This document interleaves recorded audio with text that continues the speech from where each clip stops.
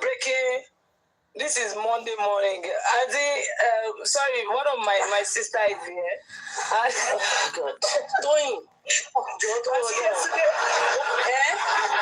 Come across the live stream, but then I don't know you to be this kind of violent, and then I was so shocked. Because some of live stream, you are shocking to me. So I was watching comment section, and sister Yeti to sorry, you want to take a break, Rara.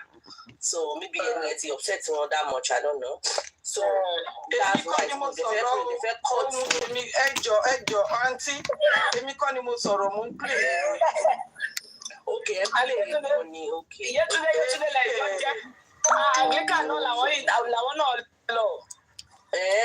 okay. Because we should move you people alone sorrow, but then you upset. No. Because I want to show you. Okay, I had to click on our video to go and check the person that was talking, and I'm like, any go join listen to you can't share it. No. Sorry, it's too early for bad in the Monday. So be calming down, girl. You know? I'm here today. What woman now?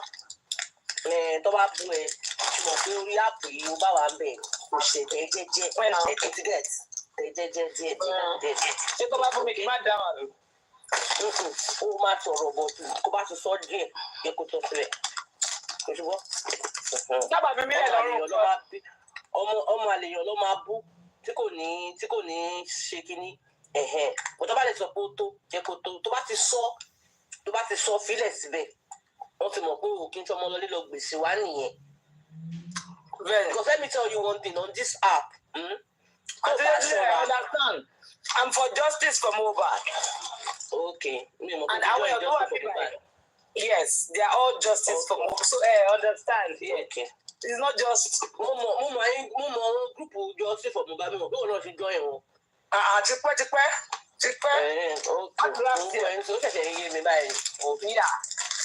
Okay. So I retaliate or bullying.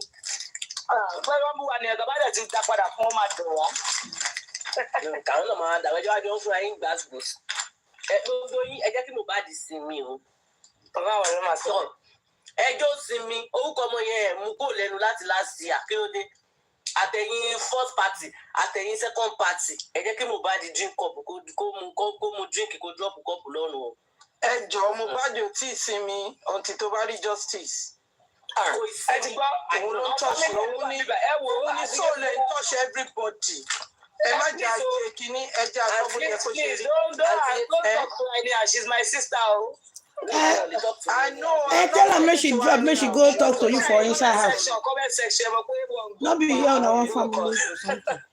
No. Emma going through any suru. Sherry, nígbà tí mo bad kokoko. Ọlọ́run bá mo fi ṣẹ̀rí. Tó yín lè justify, ó lè testify sí nǹkan tí mo sọ yìí.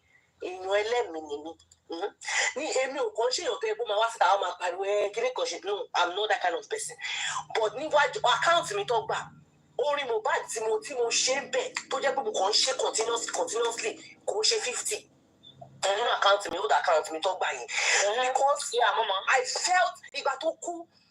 Ìgbà tí mo kọ́kọ́ ṣorí Mohbad mi ò mọ Mohbad rí mi ò mọ̀ pé òun ló lórin náà èmi kàn ṣe ni bóyá bí 3 years ago tàbí 2 years ago mo kàn ṣorí yẹn ni I didn't even know pé òun ló gòun àti kíníjọ kọrin kí lórúkọ bọ̀bọ̀ tó wà bíbá bọ̀bọ̀ Naamali mi ò mọ̀ pé bóyá ọjọ́ ń kọrin àbẹ́ anything I just love the song and I did the video mo dẹ̀ post ẹ̀ sórí TikTok lọ́tọ̀ tìgbà tó wá kú Ọlọ́run ní jẹ́ ká kú kó tó gbogbo wa tó búyọ lọ́tọ̀ tìgbà tó kú ni mo ṣe realize pé orin yìí tí mo like Mohbad ló kọ do you get but nǹkan tí mo fẹ́ fàyọ ni pé nígbà tí bọ̀bọ̀ ikú nítorí pé Mohbad gbogbo èèyàn ló mọ̀ pé ọmọ ẹ̀mí ni Mohbad so when he died ṣàṣà afẹ́njọba lẹ́mìí mímọ́ Ọlọ́run lára ni Mohbad ò farakàn ṣe get ẹni tí ò bá ní ẹ̀mí Ọlọ́run lára ní ọmọ yẹn ò fara kàn àní màmá lọ títí báyìí èmi fúnra mi ni mo caution ara mi tí mo stop láti máa ṣe orin Mohbad because wọ́n dàbí pé mo fẹ́ ya wèrè màá dẹ̀ máa lọ títí báyìí mi ò lè ṣorí mi màá ti gbé fóònù mi sókè báyìí mo ti ń ṣorí Mohbad mo ti ń jó lọ títí gẹ̀rẹ́gẹ̀rẹ́ tí mo lọ drop ọmọ sí school coming back láti ṣe school runs then màá dẹ̀ máa ṣe orin yẹn màá dẹ̀ máa post it mo ṣe léra ohun tí ìgbà tára mi ò gbé mọ́ àní mo máa sùn gbà mí máa jí báyìí orin Mohbad ló máa wá sí mi lọ́kàn àní pé èmi dẹ̀kẹ̀rẹ́ mo láì kí n máa kọ orin praise kí n máa kọ orin worship song and all that all of a sudden gbogbo orin yẹn wipe off kó lẹ́nu mi tí bá jí pé mo jí báyìí pé mo fẹ́ orin kan fẹ́ wá sí mi lẹ́nu orin Mohbad ló máa wá sí mi lẹ́nu orin Mohbad ló máa wá sí mi lẹ́nu so I know pé ikú Mohbad mo mọ̀ pé kò ń ṣekú lásán bó a lè jà fọ́lọ́run Ọlọ́run bá Ọlọ́run nìkan ló lè jàjà yẹn ó dẹ̀ ní gbogbo nǹkan tó pamọ́ ojú Ọlọ́run ló tó ṣẹlẹ̀ wá rí tó bá jẹ́ pé foreign world ní nǹkan tó ṣẹlẹ̀ ti ṣẹlẹ̀ sí Mohbad á ti rí justice ti pẹ́ that's one thing tí mo fẹ́ kí gbogbo yín mọ̀ Mohbad máa ti rí justice for a long á ti rí justice ti pẹ́ tó bá jẹ́ pé ìlú òyìnbó ló ti ṣẹlẹ̀ but gbogbo wa mọ̀ ló ta ti ń wá amòbí ta ti ń bọ̀ gbogbo wa mọ̀ pé bó ṣe gbogbo ẹjọ́ yẹn wọ́n ti dàrú kùdẹ̀lẹ̀ lójútùú we all know that. We all know that pé wọ́n ti da ẹjọ́ yẹn rú bọ́dẹ̀ ṣe máa dàrú títí táyé máa fi parẹ́ lélẹ̀ whether we come out to do justice for Mohbad ẹ má bínú pé mo interject máa allow yín kẹ́ sọ̀rọ̀ I just want to say my mind and everybody me sọ pé bóyá mo support àwọn tó wà against justice for Mohbad do you get what I mean I'm in support pé kí Mohbad kó rí sinmi ẹ get ọmọ kékeré ni kò dẹ̀ fẹ́ òbí tó máa sọ pé kóun bímọ kọ́mọ òun ṣọ́kú mọ́ òun lójú ṣe get kan tí mo sọ so I'm not in support pé kí Mohbad máa rí justice ṣe get kan tí mo sọ I'm in support 200% pé kí Mohbad rí justice ṣe rí nǹkan tí mo ṣe lé ní torí pé ó jẹ́ Tóyìn ló wà live stream I've never that for you will never see me there you will never see me there but because mo rí pé Tóyìn ọmọ mi ni ọwọ́ mi ló dàgbà sí baby mi ni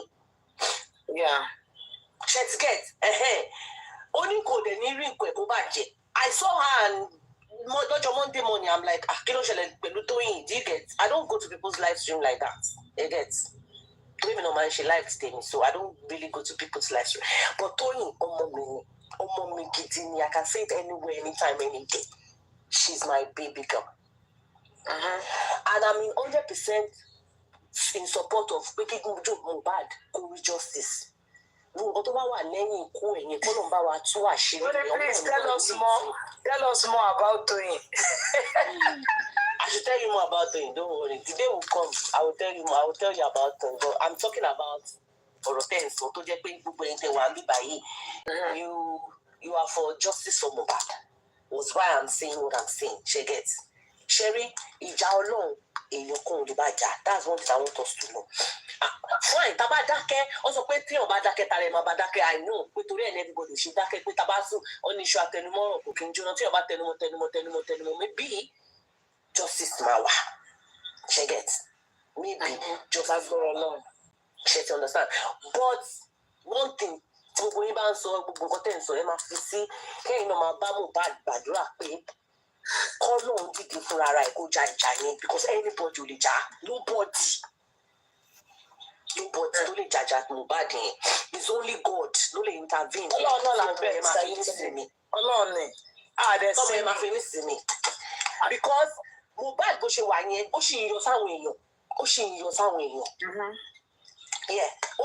sáwọn èèyàn but irọ́ ti pọ̀ jù kò jẹ́ ká mọ̀ tọ́ irọ́ àwọn èèyàn ti pọ̀ jù because people want to get views they want to trend they want to do ọtí fi Mohbad parọ́ oríṣiríṣi táwọn náà ti gbàgbé pé àwọn máa kú lọ́jọ́ kan ṣẹ́gẹ̀t wọ́n ti gbàgbé pé gbogbo wa la jẹ gbèsè kú gbogbo wa la máa kú wọ́n ti fọmọ yẹn trend wọ́n ti fọmọ yẹn ṣe oríṣiríṣi torí ẹ̀ làwa ṣe wà ní pé kò sí yẹn mọ́ gbogbo nǹkan tó pamọ́ pátápátá gbogbo nǹkan tó sọ̀rọ̀ àǹdí kú Mohbad Ọlọ́run nìkan ló yé Ọlọ́run nìkan ni ẹ̀dẹ̀ bá dà ẹ máa dà ṣé mo lè interject ìmọ́lẹ̀ ni ṣé mo lè interject ẹ lè sọ̀rọ̀ yín ẹni ọmọ ẹ̀mí ni And 100%. the reason why someone like me, 80-70, I always on this J4M family, because Mohbad touches soul me.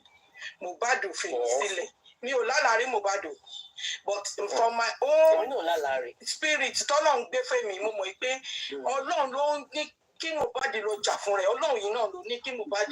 Tí Ọlọ́run ò bá fi àṣẹ sí Mohbad, spirit Mohbad kò jà fún rẹ̀. Mohbad ò ní wá touch anybody. Ọlọ́run náà ló ní Mohbad òun láti jà fún ẹ̀tọ́ ẹ̀ ni. And secondly, I make one statement. Wípé ṣe mọ̀ pé Nàìjíríà tàti wá ṣe rí nǹkan tó ń pa wá kú nìyí. We need to stop that. We need to stand for our rights as a citizen of Nigeria. Like ẹ ti tún sọ̀rọ̀ tán, ẹni sọ̀rọ̀ tán, ẹni nítorí pé stop yìí náà ni. So right yẹn gangan ni a fi stop la fi ń sọ̀rọ̀. Someone like me, I always call the Nigerian police out, and I always call the Lagos state government out. Because kò sí nílé ayé yìí.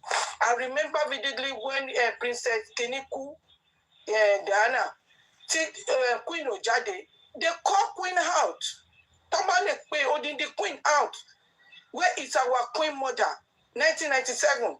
And she came out with her mother. Her mother is 100 years of age that time. So kí ni Lord kan náà ló mú everybody. Kò sẹ́ni tẹ́ lọ́pàá fún mi. I'm not saying pé lọ́ọ̀ gbọ́ anybody o.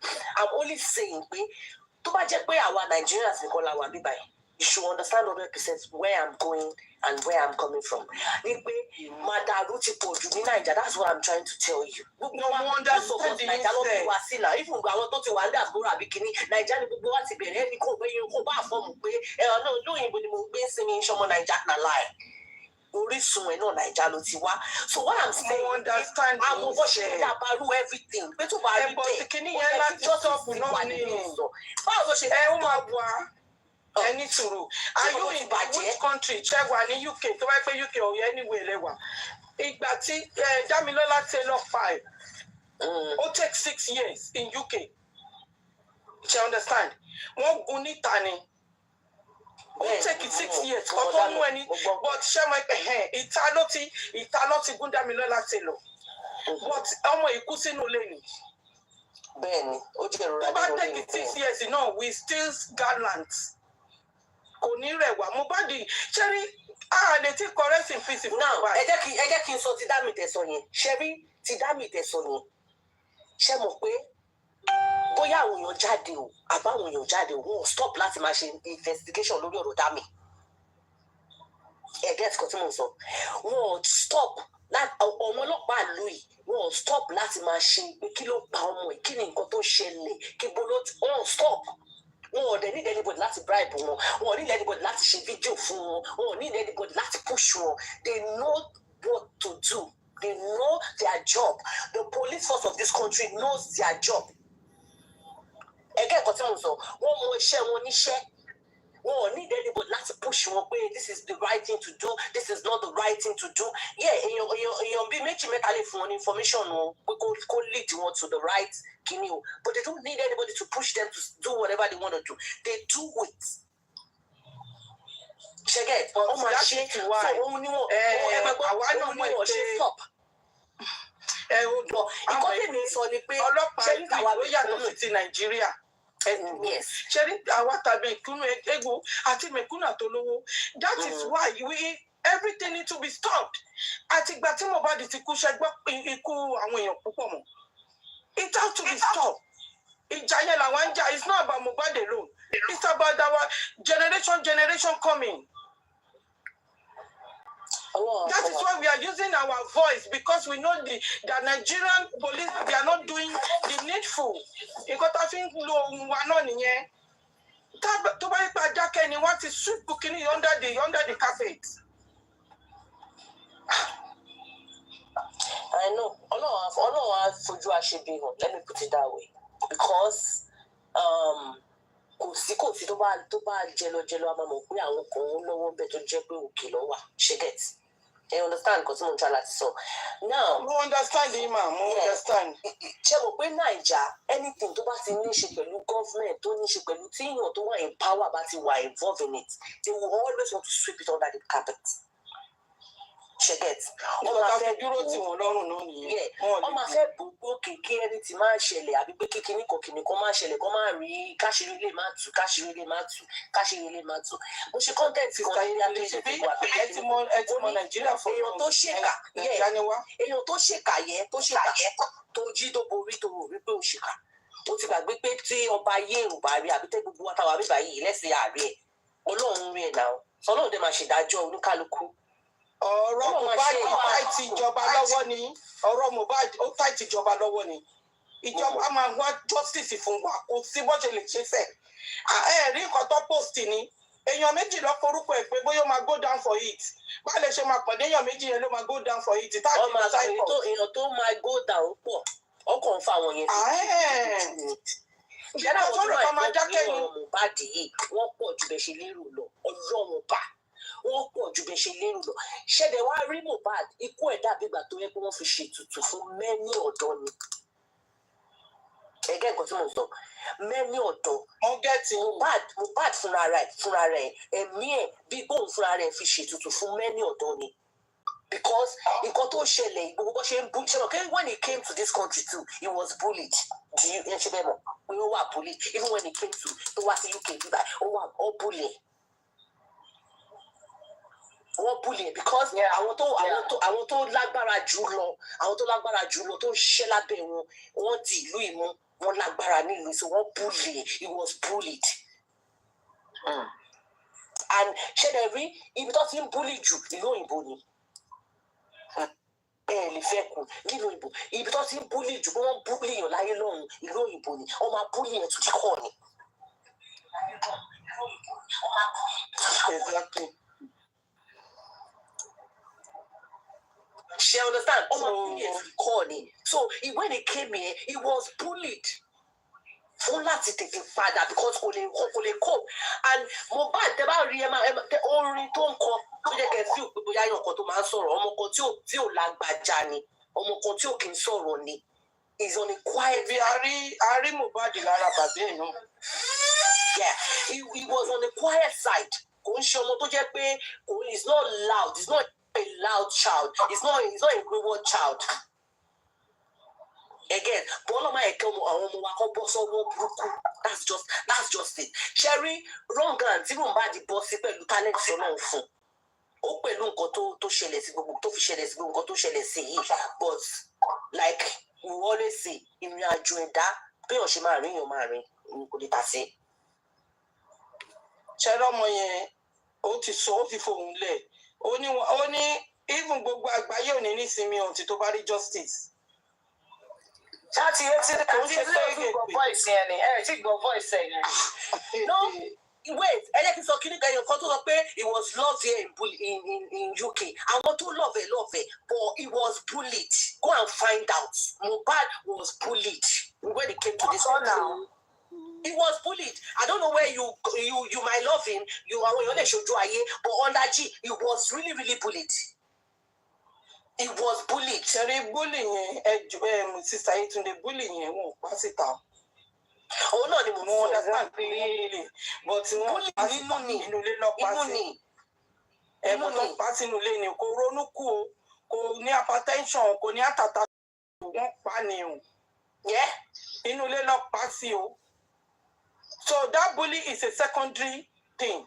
The primary one is that all passing ule Sherry, Sister Yeti, Sherry, one thing tó bá fún èmi nínú ọ̀rọ̀ Mohbad ni pé bó ṣe sáré sí nǹkan tó if a Christian, he was a Christian. Èmi ò rí bí tó ti sáré sí òkú Christian, tó ti sáré gbé Christian, tó ti sáré gbé sí láì ṣe Muslim, mi ò rí bí. Ìyẹn gbogbo ló jẹ́ kí n wà worried pé kí ló ṣẹlẹ̀. Because kò kí ń ṣe Muslim, Christian ni. Òkú Christian tó bá kú, wọ́n máa tẹ̀kọ́ kọ́ṣà arrangement wọ́n á gbé lọ sí mọ́ṣúárì, wọ́n á ṣe wọ́n á mọ̀. Òkú Muslim, because wọ́n máa sọ pé ìgbà mi táwọn Muslim bá kú, ó lè jẹ́ pé nìyẹn ṣì fẹ́ jí sáyé wá sáré lọ gbé wọ́n á ti gbé sí. Ṣé get? àmọ́ báwọn muslim yẹn wò kú wọn tó bá ti kú láàárọ̀ wọn kì í jẹ́ kó di ọ̀sán àti tó bá pẹ́ ìrọ̀lẹ́ lẹ́nìyẹn kú ló máa fílẹ̀ lọ́jọ́ kejì.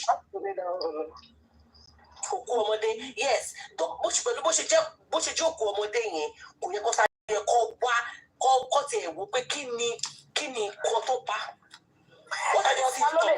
Quickly summarize. Are you there? Can you please quickly summarize what happened there, please? Mommy Yeti, tell me, summarize it. Break it down. Today, mo fẹ́ dá ẹnìkan lóhùn, boom boom. You are acting of evidence. Go ask Wummi. Wummi said, ikú tó yẹ kí Liam kú ni Mohbad gbà. So Mohbad kú sínú ilé. So bá mi lọ béèrè lọ́wọ́ Wummi the evidence. And the same Wummi ló ní wọ́n wá gún Mohbad pa. No, she's not correct.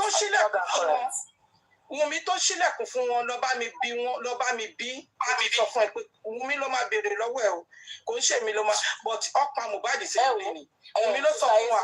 Kò ń ṣe gbogbo question tó bá béèrè ní comment section lè máa dáhùn. No, I didn't, but this one I have to this one. Because she doesn't have knowledge of what was going on around her. Any information Sister Yetunde here getting nǹkan tí mo fi dá lóhùn. Àwọn ọmọ káàmpù ọmọ yẹn ni mo ní láti lọ sí ọ̀gá wọn. Ó ti yé yẹn. Tóyìn orí mi lórí láti torí pé ara mi ò yá mu lọ ṣe ní ire o. Ẹjọ́ ìdè yìí ò kẹ́ ní wonderful week. Àkáǹtì yẹn ti jẹ́. Ó ti jẹ́ o. 40 something. Àti Yetunde ẹ̀ tí wọ́n wà level 80 báyìí. Ó lágbára o. Kò má tà. It is well since. Mommy Raj, I'm not interested in question tell me. I've already said and stop tagging me, please. I'm not a fan of nothing sorrow. I only came up because I saw Tony. Please, I'm not tagging me. I'm having a question on me. All right. Hello, what's the legal be law Wummi?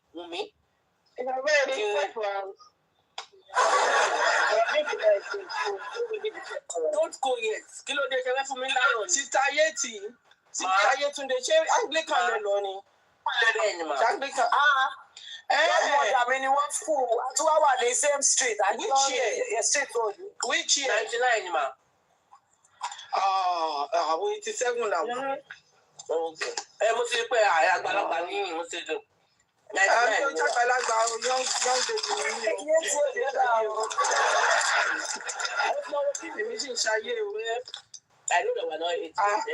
Let me Àwọn ọlọ́gbọ̀dé. I'm also all about this baby thing. I said about to need late 40s now. Amy 55. Mama, Nice to meet you. Love you. Yes, I said today, just me lion now. What's the question was it lion? Don't alone, drink or that dog, George. Me gift him on TikTok, please.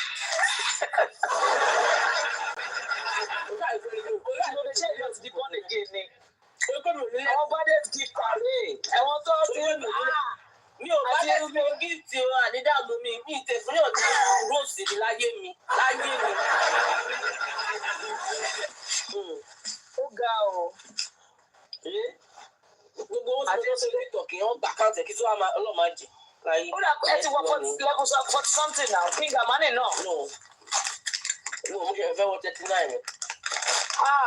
King Amani ti wọ 40 something ọgbà. Wọ́n ti gba tí wọ́n padà náà wọ́n gbà padà. Oh really? Wọ́n gbà padà. Wọ́n gbà padà. Ráyè mi ní time for TikTok láti gba àkáǹtì kankan padà. Mo máa ní match ní next week 6 ẹ jẹ́ wá support me. Tóyìn mi gift mo lórí TikTok. Ó gbọ́ mi àbò dáhùn. Wọ́n bẹ́ẹ̀ tí mi ò.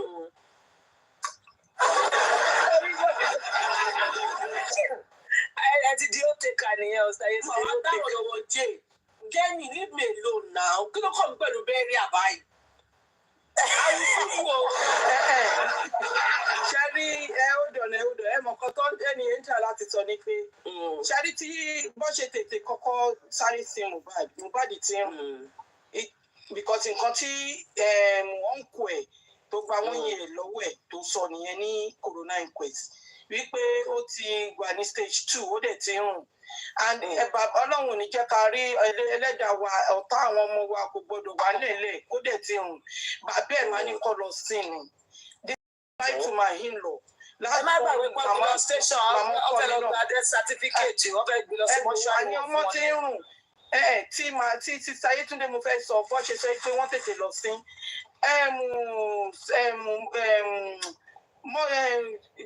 kí lè máa pè mother-in-law mi last born wọn ó kú is it last year or 2 years ago dáàdi ẹ̀ dẹ̀ wà ní Naija wọ́n dẹ̀ fẹ́ travel wá padà sí America ṣé mọ̀ ẹ́ pé wọ́n ní kọ́ lọ sí lójijì ní but ẹ mọ̀ ẹ́ pé kò sóòbí tó máa rí ọmọ kó kú lẹ́sẹ̀kẹsẹ̀ ibo là ń gbé sí and ọmọ ẹ̀ ti kú ó ti ń rùn kò síbi tó máa gbé sí and that is why tí tó fi ní kọ́kú lọ sí nìyẹn and wọ́n dẹ̀ ti ṣe àwọn ritual kan sílẹ̀ wọ́n ju kòkò sínú burial ground wọ́n ju kí lorúkọ aṣọ white sínú ẹ̀ so ìyẹn ló yẹ ká ìyẹn lèmi ń béèrè lọ́wọ́ Wùnmí kí ló ṣe dé tó fi ṣerú gbogbo yẹn and ọmọ yẹn that lovely boy ò da yẹ̀pẹ̀ sí Mohbad lé lórí that is the question that the whole world was asking Wùnmí kò yẹ yín because èmi ò gbọ́dọ̀ ẹ̀rí nílẹ̀ Yorùbá ọmọ kékeré tí kò ṣe pàwọn òbí ẹ̀ ló lọ ró so that is the question a lot of people on this black app. Sherry,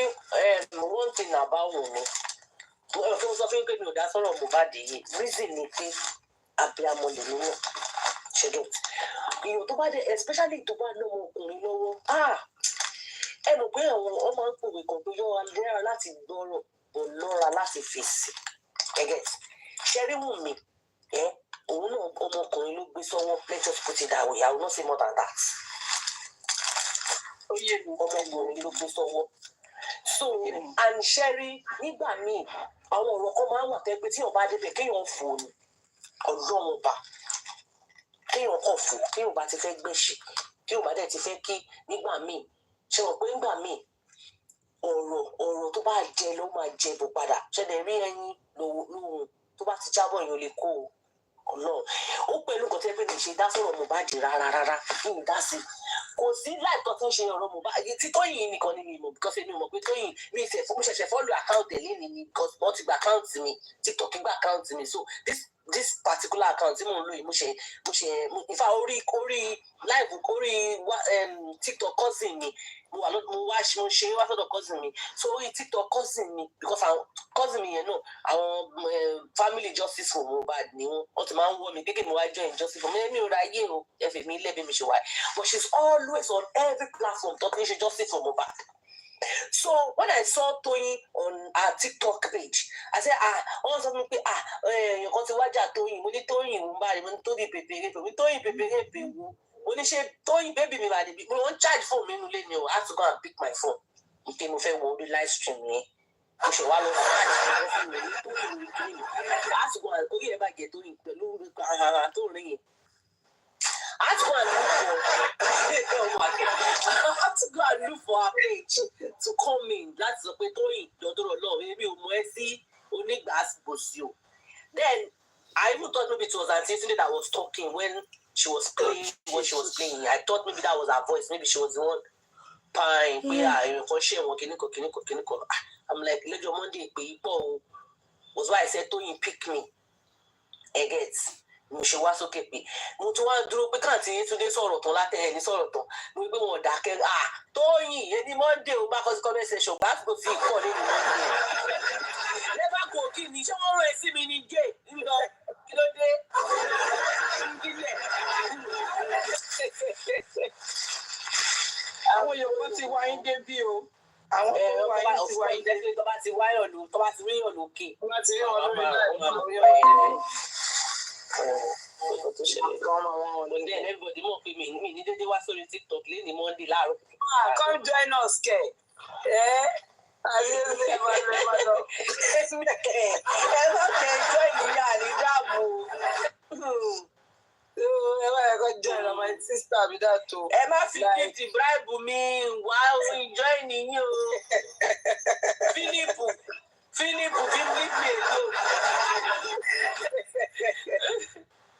Oh God, I love you too. I love you guys too. Yeah, you guys are doing well. To be honest, you are doing a great job. But please. Because at the end of the day, when we now get justice for Mohbad and then on my platform, yes, that's both for my shape by you. She gets customers, so that's what I'm trying to say. Everyone from peaceful people. But when you come for us,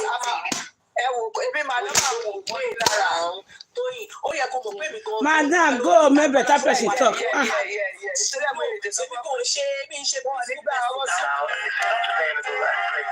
You know what, John? What I'm saying, the specialty to Tanshi, yeah. Even though the code are the fact that the so if we want to see inquest or the motor or Bambe, you know what, John? Just to say, you leave us. So, Sherry, in go to ìgbà tá ní fashion yẹn ìgbà ìmọ̀ ní àjẹtìmọ̀ ní. Demola náà tó sọ́lé náà ìgbà ìmọ̀ náà lòun náà sọ. àti Demola ṣì ní sẹ́ńtò ó ṣe sọ. Tí Adépàdé látẹ̀wọ̀n. Demola máa wà ní fọ́jọ́ mẹ́rin o.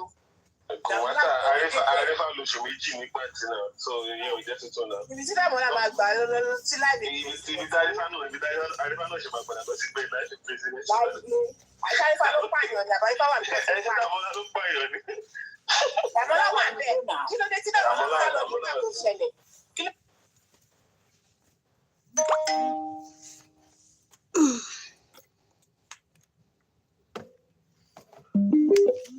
Tí Demola sá lọ nígbà tó ṣẹlẹ̀.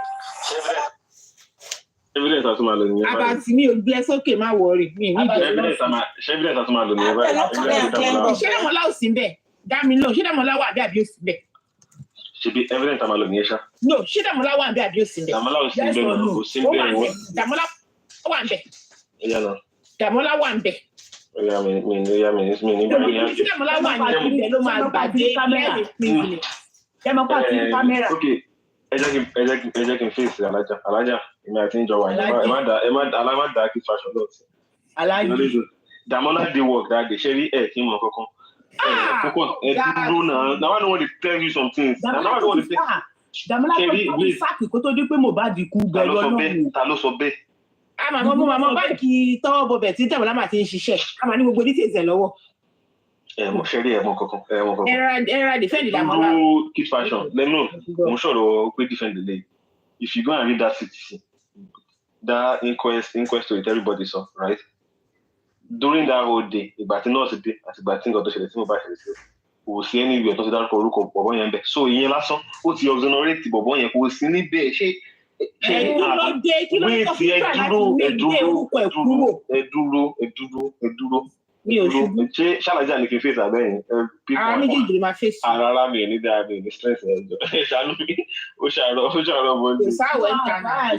Àṣe kọ́kọ́ náà kù no violence akọ̀rọ̀ ránṣẹ́ fún wa. Ṣẹ́rí, okay, ẹ jẹ́ kí n try to understand. Tí mo ṣe wà yìí, I have no interest in Demola. I don't care about that guy. I don't know him.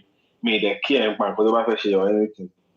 Nǹkan tí mo kàn sọ ni pé when they were invited to the inquest, ìgbà tí Wummi lọ sí inquest, Adura lọ sí inquest, tí gbogbo àwọn tó wà nílé yẹn lọ sí inquest wọ́n sọ̀rọ̀ at least èèyàn ló sọ̀rọ̀ last time yẹn náà ìgbàgbẹ́ tó sọ̀rọ̀ ní last time when everybody went to the inquest, right, kò sí anybody tó emphasize lórí Demola. ṣẹ̀rí tí ọ̀rọ̀ bá ti ṣẹlẹ̀ tí ẹni tó ń sọ̀rọ̀ àbẹ̀ tó ń kọ statement tí kò bá ti mention olóko èèyàn kan bá tó tún bí pé àwọn olótún wà ń bẹ̀ tí kò rántí ẹni tí kò mention ẹ̀ ó ti lọ nìyẹn kò sí pé ó wá dọ̀lọ́ kò ọwọ́ yẹn ò sí nínú picture the guy ló dé. Ṣé o máa ń pé nígbà tí ọ̀rọ̀ yẹn ṣẹlẹ̀ Demola wà ń lé ó dẹ̀ sàkúrò lé ó ti sáré lọ sí Ìbàdàn. Ní sùúrù jẹ́ ìṣọ̀. Kí ló jẹ́ tó yẹ kó nìkan ló sákò ní Èkó nínú gbogbo tó sá lọ sí Ìbàdàn? Wáì tó ṣe sáré. Emotion lè sọ ẹ dúró. Àmì ìṣòro question ni wáì tó ṣe sáré. Ẹ má jẹ́ ká fẹ́ emotion sọ. Àwọn ń bèrè question ni nà. Ó ti lọ rá iye gbogbo wọn pé ẹ má rántí dárúkọ mi. Kò sí ìkan tó kan ọlọ́pàá pẹ̀lú yẹn tó bá ti rá ẹ níyè tó bá ti kọ̀ọ̀kan púpọ̀ sínú statement ẹ̀ òun lọ fẹ́wọ̀n nìyẹn kò ẹni tó ra ẹni yìí kò sí ọdún kan ó wá lọ ráwọn níyè ìgbà tó náà jẹ́ máa múyè wọn padà ló fi rí pé kóun lọ ra fóònù lọ́wọ́ Àdúrà ló fi wá lọ fi fóònù yẹn ṣe ní tó fi ṣe.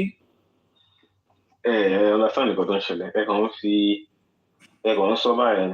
Ìwọ gbogbo ló sòótọ́ dàbs. Báwo mo ṣe fẹ́ sọ̀tọ̀ ṣe báyìí ti evidence báyìí kí Wùmí lọ wá tẹ́lọ̀ nígbà. Ó yá kí ló dé tí Wùmí ń sáré kiri àti Gbàdàmọ́lá sílẹ̀ why? Wùmí ò okay ṣẹ̀rí ẹ jẹ́ ká understand nǹkan. Kí ló tó sáré kiri àti Gbàdàmọ́lá sílẹ̀? Ṣebí husband of ayé question lẹ́bi mí náà. wọ́n lè rẹ́ ní tó ká ó yẹ kóun náà já ni.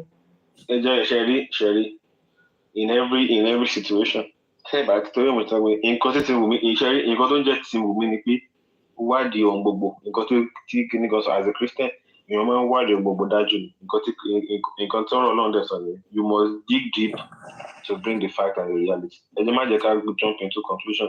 If I ask you now what is your evidence pé Wùmí fẹ́ lọ gba ọ̀bọ yìí sílẹ̀ ẹ máa sọ pé àwọn ará títà àwọn ará TikTok àwọn náà wá sọ fún yín. Àwọn ará pàǹtí tiẹ̀ ló sọ àwọn tó wá sí God bless you. Àwọn tó jọ wà ní pàǹtí. God bless you but keep fashion wait. Kí ló dé tó fẹ́ fi lọ gbà sílẹ̀?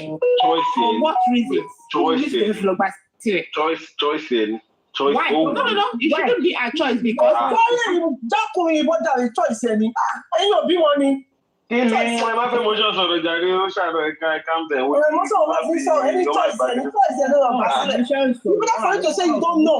Don't say it's a choice. Relax. You know you've been relax. I'm not trying to escalate this matter. Relax first and try to understand my perspective. Yeah, why escalate? Relax. Just relax it. Relax. Just let me know. Yeah, relax. If you're calm, you understand what I'm trying to say.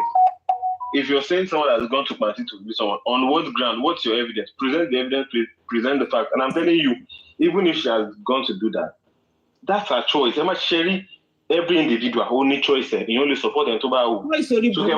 We are not talking of support. All of our criminals here. How will you criminal and touch them too? Do you know what's the criminal? You know, criminal things here. No,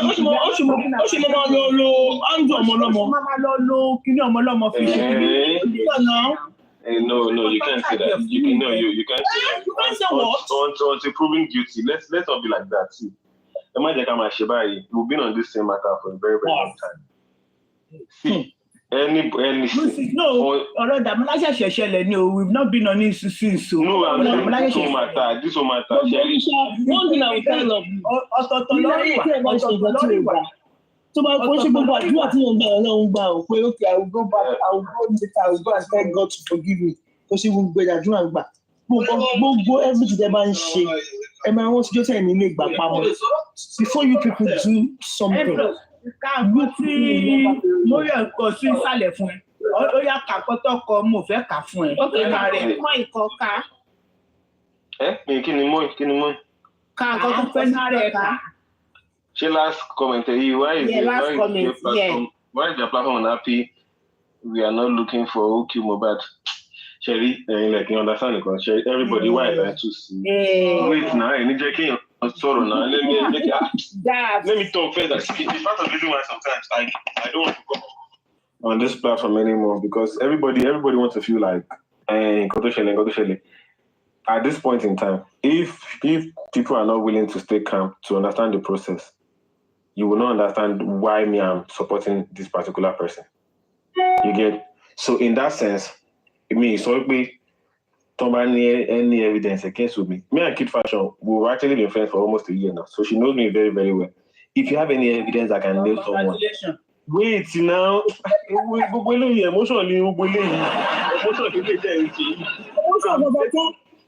So gbàdúrà tó tẹ wá nínú gbogbo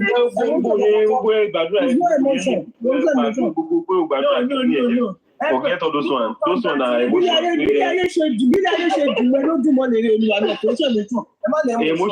gbogbo pé you gbàdúrà so to gbàdúrà fún rẹ kini kan na emotion be that. The reality that don't drop her now. See, wait, let me talk first. Wait, my interject. Kid Fashion, wait, Kid Fashion. Let me make you understand one thing. Nobody's trying to be wicked here because they are supporting someone.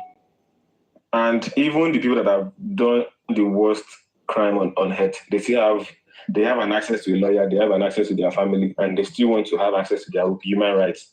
That's one thing that we all live abroad, if I'm going to be right. Human rights is something that even if you're the worst criminal, you're still going to have the fact that you're human and they have to give you that right. So because wait now, Adura now. These are the choice of words you are not supposed to be using. I'm speaking now. I'm not trying to point. In abroad, they cannot even do that in abroad. Which abroad? Which abroad are you? I don't know which abroad you're saying. Like everybody lives abroad, and people want to say abroad cannot even do that. So if you're saying if you don't have an evidence against someone, how do you convict them in the abroad? How do you want to put an innocent person? Let me tell you one thing. In the country I am, I don't talk about London. I don't talk about America. In the country I am. Which country are you? Finland. Finland is the most peaceful country on earth. And it doesn't mean they don't have prison. Finland is what? Go and check it. The most peaceful country on earth. Never. Which country are you? Which country are you? Yeah. Never. Go and Let me tell you one thing. In the country I am, if police arrest you, police can never tell you say they are sorry because they know what they arrest you for. Forget technology anymore. You can't do it and go free. No way. Want to move into now? Want to move on us now? No, all people hear me in Netherlands. Keep passion. I don't miss you now. I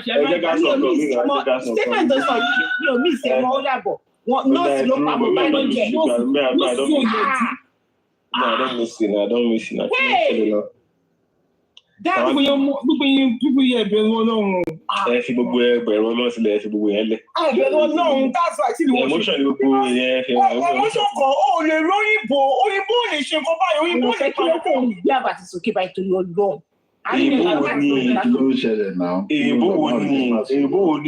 See. People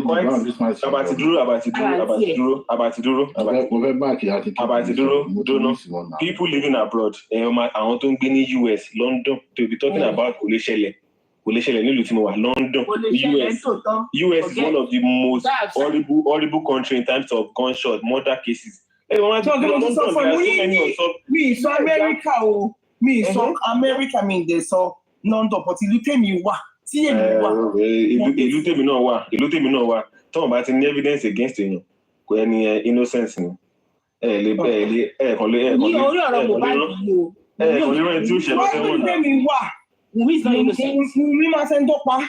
Wọ́n jọ wà lẹ́nu. Ó ti sọ fún yín náà. Ọwọ́ òbí ti fẹ́ trigger yín o ẹ̀ṣẹ̀ mú mi fẹ́ trigger. Nọ́ọ̀sì ni náà. That's John to your long. That's àǹtí mi ṣe wà pàmò. Dáǹtí ẹ̀ mọ́ lẹ́yìn ni. Mo mọ àbúrò. Àǹtí mi ṣe wà. Àyọ̀fẹ́ mi re, àyọ̀fẹ́ kí ló ń ṣẹlẹ̀? Ìgbà ọ̀rẹ́ fẹ́ fún mi ní owó ọdún tèmi o. Ìgbà ọ̀la máa ti dáwọ́ mi. Owó tí wọ́n mi fún ẹ, o ti ná tán. Mo ti ná tán. Ìgbà ọ̀la máa ti dáwọ́ mi. Ẹ sọ fún pé o ní ìdí mi sódà wàá lè máa support ẹ kí. Kò sówó mọ́ ni, kò sówó ẹ̀ dáwó fún wa mọ́. Èmi ò gbọdọ̀ náwó tán tó ṣe ìṣíṣọ́ọ̀bù oorun. Owó wà o. No now àwọn èèyàn tó ti dáwọ́ kọ́ mú ìdòní olóògbé báyìí ibo lówó wọn wà dat. Inú kun àwọn èèyàn ló wà nínú kun. Ẹ̀yin méjèèjì ò gbádùn ọ lọ. Ṣẹ́rí.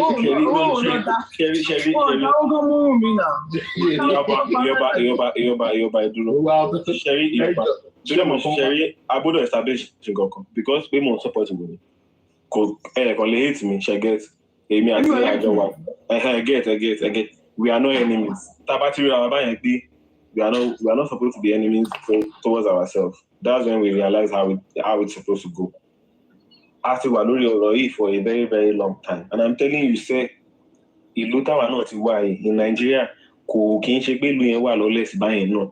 Tọ́nà bọ̀ wá ti rí evidence, tóun bá ti rí strong evidence to convict someone. Nǹkan tá à ń sọ yìí, ọmọ yìí ò ṣe kò sí ètò ìwé fẹ́ ní kò sí tó fẹ́ mọ̀ kò sẹ́ni tó fẹ́ mọ̀ tí kò bá ṣe kínní yẹn ó máa fi sílẹ̀ náà ni. ṣe rí gbogbo àwọn Dàmọ́lá tẹ̀ ń wo yìí náà gbogbo àwọn Dàmọ́lá àwọn Àdúrà àwọn Dàróṣà tán wà yìí kò ṣe bó ń láìkè Wùmí náà kò sí nǹkan tó fẹ́ sọ against it. That's the point. Ẹ kàn wé kò wẹ́ kán wá ṣe kínní kan. They don't have anything against her because she didn't commit the crime. That's what I'm just trying to let you guys understand. Májì pé màá tẹ́ jà báyìí dáàbò. Ẹ̀jẹ̀ kan wá ṣẹlẹ̀ ládùúgbò ẹ̀ kí wọ́n máa sọ pé ìwọ ló. Èmi mo gbọ́ ẹ pa. Ìwọ ló èmi mo pe náà ṣe é. Ẹ má wulẹ̀ gba yín láàmú. No, ìkan tó ká ìlara ní ẹ mọ nǹkan tó ń pè ní kámà àti lẹ́lẹ́sì. Mo fẹ́ sọ̀rọ̀ ẹ̀yọ̀kan ẹ̀jẹ̀ má bínú ọ̀rọ̀ ẹ̀yọ̀kan mo fẹ́ sọ. Dáàsì àyànfẹ́ ń béèrè question lọ́wọ́ ẹ̀. Àti kàdìjà ìdúró nǹkan tó mi fẹ́ sọ lélẹ̀. Gbogbo àti oṣù tó ń pè mí gan. Tí bá tó pè lórúkọ sí báyìí tún máa sọ̀rọ̀ sí. Jẹ́gùn yẹn ni àǹtí Kàdìjà. Tani ìjọ ṣẹrí lókè ṣẹrí nǹkan ṣẹrí. Tí bá tó pè lórúkọ sí báyìí máa wait this whole idea Kàdìjà ni àbí àti Kàdìjà ṣé ìjọ tó ń lò ní ìjọsìn wípé àwọn èèyàn dá owó. Mute. Mo ń ṣẹrí ẹdúró owó ìṣẹ̀ ní owó ẹsẹ̀ ní bàtà fẹ́nìtì tó bá wé owó ìṣẹ̀ ní. But nǹkan tí mi sọ ni pé ẹ wo irú mọ́ yìí báyìí tàbí mọ́ mi yìí báyìí kí ló mi mọ́ tó ṣe máa provide orúkọ ẹni yìí. Because I'm not saying what you want to hear now. You think I'm an opposition or you think that they should drop me. This is the thing. Àwọn mistake that she telling nìyí. All of us can coexist in the same place because we were jetting Baba, a bit team, Mohbad, a minute jetting. Okay, but you keep fashion, you buy it, Baba. Okay, now you don't, if your eye don't open now. Wait. What are doing now? I came up because wait first. Oh yeah, what the Wait, then go. Tó bá jẹ́ gbogbo dem agbe bank mi ko I mean keep financial one tó bá di jo mi àti ma rira. Surely everybody can be on the same place. We can be in the same place at the same time and just share ideas. Why do you think Abati is supporting this person? Why do you think I'm supporting this person? Kò sí jàǹbẹ́ rárá kò ní kẹ́ ṣe pé fún mi kò ní kẹ́ sọ pé ọlọ́mà fi rú ẹ̀ ṣe kìíní kan fún ẹ ká má wòjọ́. No, this is just a discussion. Me and Kid Fashion know each other. Kì í ṣe pé kì í sọ pé tó bá jọ ọmọ ẹ tó bá we don't do that. Me and Kid Fashion don't have that kind of discussion. So if you want to talk to me, I'm saying me. I'm saying I'm with myself. I'm mentioning myself. I'm telling you, if you want to. I said me and Kid Fashion when we talk. I said Drew me now. When me and Kid Fashion have a discussion, we don't say we don't use those references. Let's just discuss on this matter. What I have seen or what I believe in. How I've been able to understand this particular issue properly. So there's karma anyway. Let's leave all this to the side. Let's just bring the discussion on the table and just talk it out. Oh yeah, we'll drag you. Go on. No, I'm not the drag you. No, Abati no can really shape the bench sis. To be sincere, but Abati le convince yín pé ẹ ṣá gbọ́dọ̀ gba tòun ṣe. Tí Abati go bá fẹ́ ṣe pé inú Google ló ti lọ máa wá ilé tí ó mọ̀ ìpèsè. God bless you. So mo ń gbé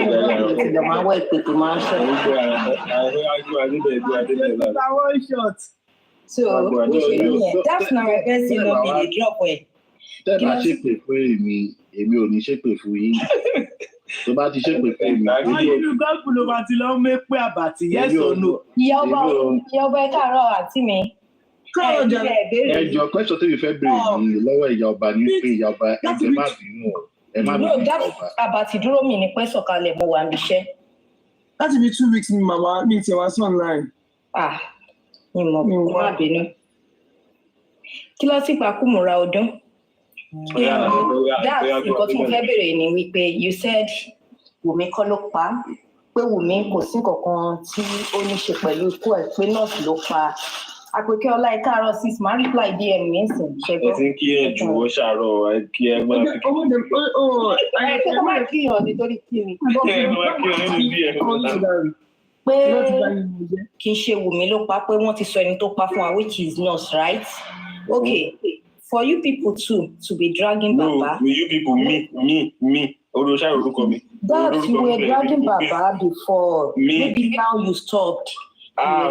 Yes, you dragged the man. No. You dragged Baba. You dragged Baba. But you dragged the man. I have everybody record.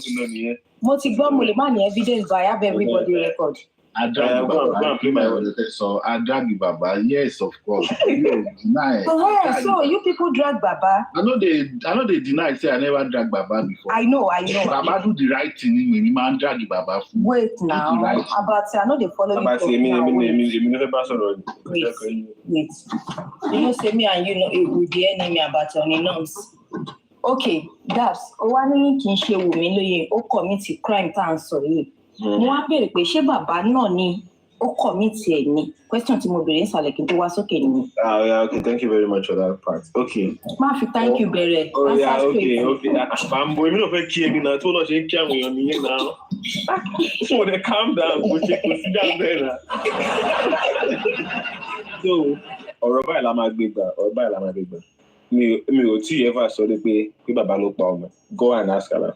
The only thing tí mo sọ pé bàbá yìí kàn ṣe ni pé in terms of how tó ti treat the family ẹ̀, tó ti kó ẹbí ẹ̀ síta, tó ti disrespect orúkọ tó ọmọ ẹ̀ ti create fúnra ẹ̀, tó ti blackmail ọmọ ẹ̀, tó ti kó widow ọmọ ẹ̀ sí emotional trauma, damage and all of that. These are the reasons why I've only dragged Baba. I've never said this man know or knew anything about it. Àǹtí Ìyọba ẹ dúró ó níbi tàjọ lọ ẹjọ́ ẹ má bínú mà ẹjọ́. Okay, you said because of what Baba did at first. Exactly. Okay, I understand you now. But if you could remember, wait, Adenike, please wait. If you could remember vividly, when we started this case, September 12, Baba was the first person that they dragged concerning this case. And those that were in the house did not even deem it fit to come out and say, Baba was not there when Mohbad died. They all accused Baba of burying his son alive. Okay.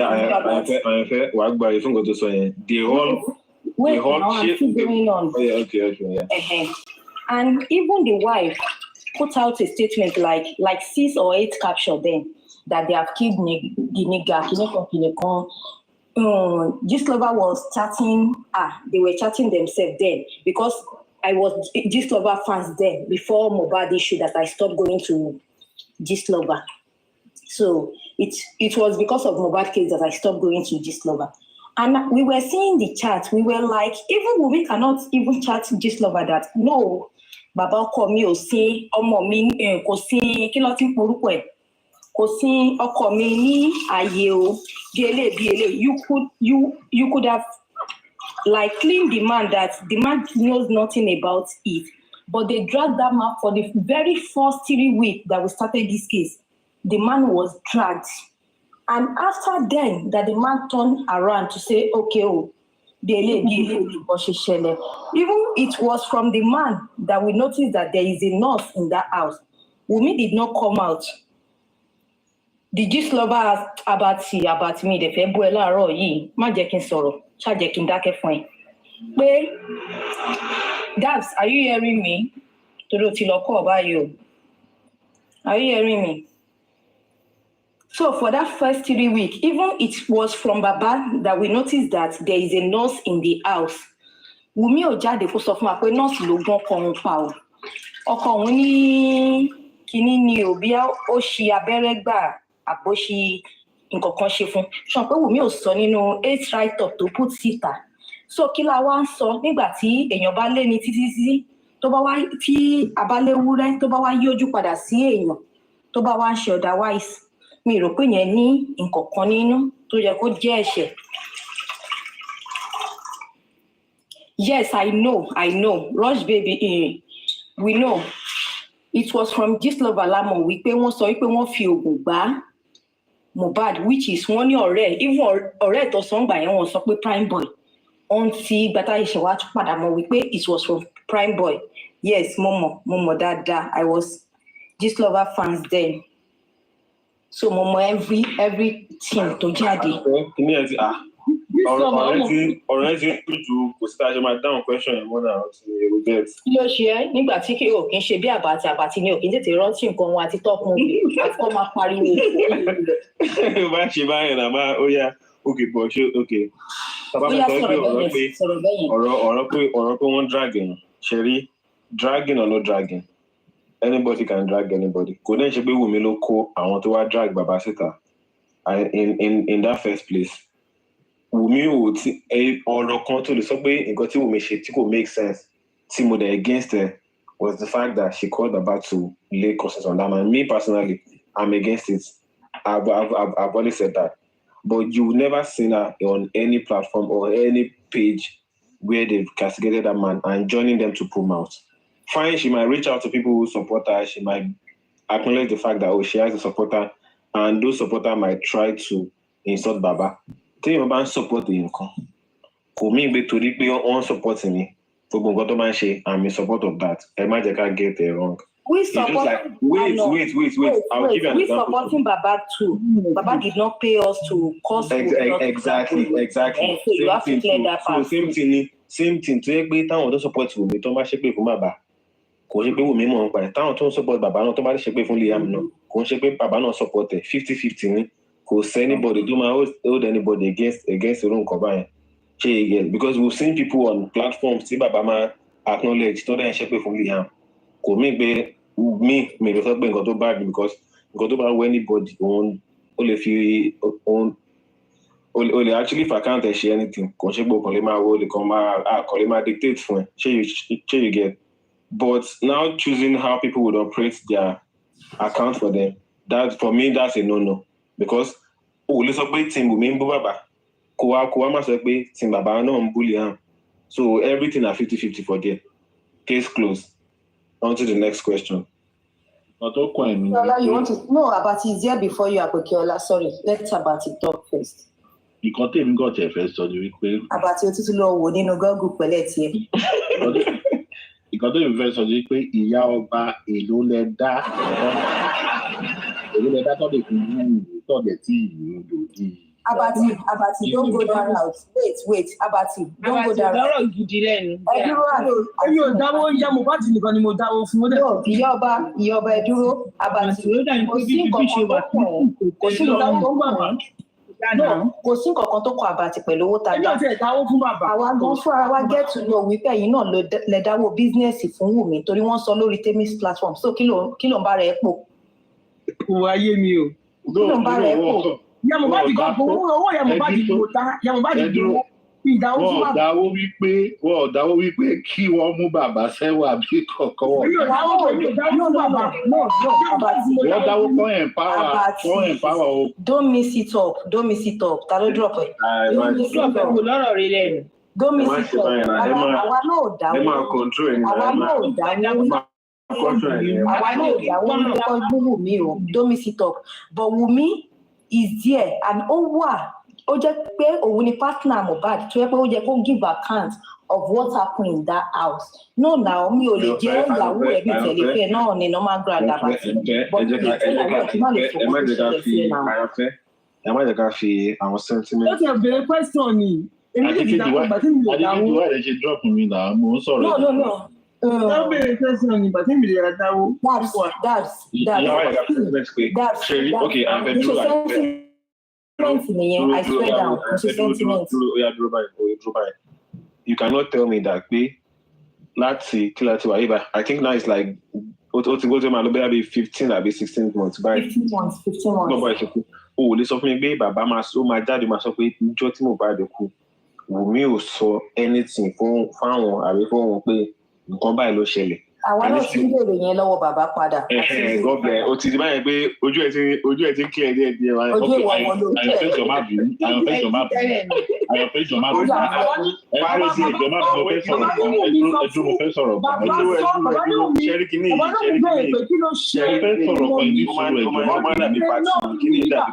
ẹni sùúrù ẹjọ́ mo fẹ́ serious. Nǹkan tí mi ń try nǹkan tí mo sọ kọ̀ọ̀kan mo ní pé inú tó ń bí mi sí bàbá dòní olónìí wípé Baba will control family. He did not control that family.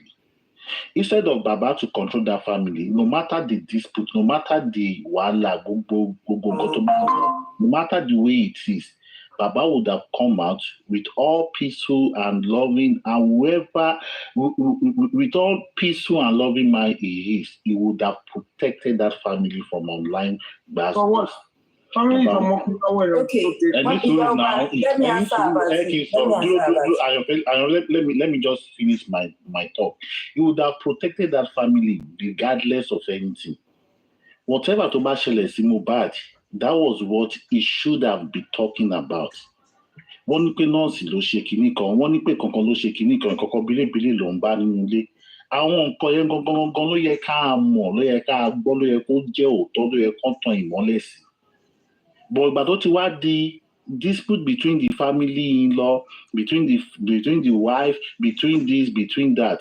Ìgbà yẹn ló máa mú kí everybody bẹ̀rẹ̀ sí jẹ́ kí everybody bẹ̀rẹ̀ sí máa take his side. No matter the way it is, gbogbo bàtàn accuse bàbá pé you bury Mohbad alive kí ní kan ìgbà kan àwọn kan.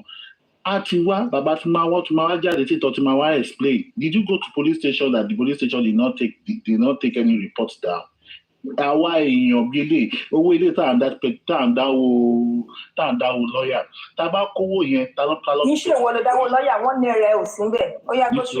Níṣòro náà gbogbo owó yẹn báyìí tá a bá fi gba lọ́ọ̀yà gidi tá a bá wọ́ ọ̀dí àwọn. Owó yẹn sọ̀rọ̀ bẹ́ẹ̀ ni kó jáwó. Ẹni sùúrù ẹ kì í sọ̀rọ̀ náà. Ẹni tó fi sọ pé tẹ bá fi gba lọ́ọ̀yà gidi. Ó fẹ́ ṣí pọ̀ máa rẹ̀ ẹni sùúrù. Tá máa fi gba lọ́ọ̀yà, tá bá kọ́kọ́ gba lọ́ọ̀yà náà, tá bá kọ́kọ́ mú police station tó lọ report case, tá bá kọ́kọ́ wọ́ àwọn yẹn. Fíìlì ọ̀fẹ́ jẹ́ máa bínú ẹjẹ́ kó tó tẹ̀ kó dọ́rọ̀ yẹn padà. Inú gọ́ọ̀gù ló ti ń ta ìfilẹ̀. Ìdọ́rọ̀ padà pé kí ni? Yorùbá yẹn dá padà. Ẹjọ́ ìṣàjẹ́ kó sọ̀rọ̀ ẹ̀jẹ̀ kó sọ̀rọ̀ àwa tó ṣàmọ́ sọ̀rọ̀ àṣàkù ní ẹjọ́. Ó yà bá ti kàn sí. Tá bá kọ́kọ́ mú àwọn police station yẹn náà, tá bá kọ́kọ́ wọ́ wọn síta pé kí ló ṣẹlẹ̀? Hospital tó ní pé wọ́n gbé Mohbad lọ tó lọ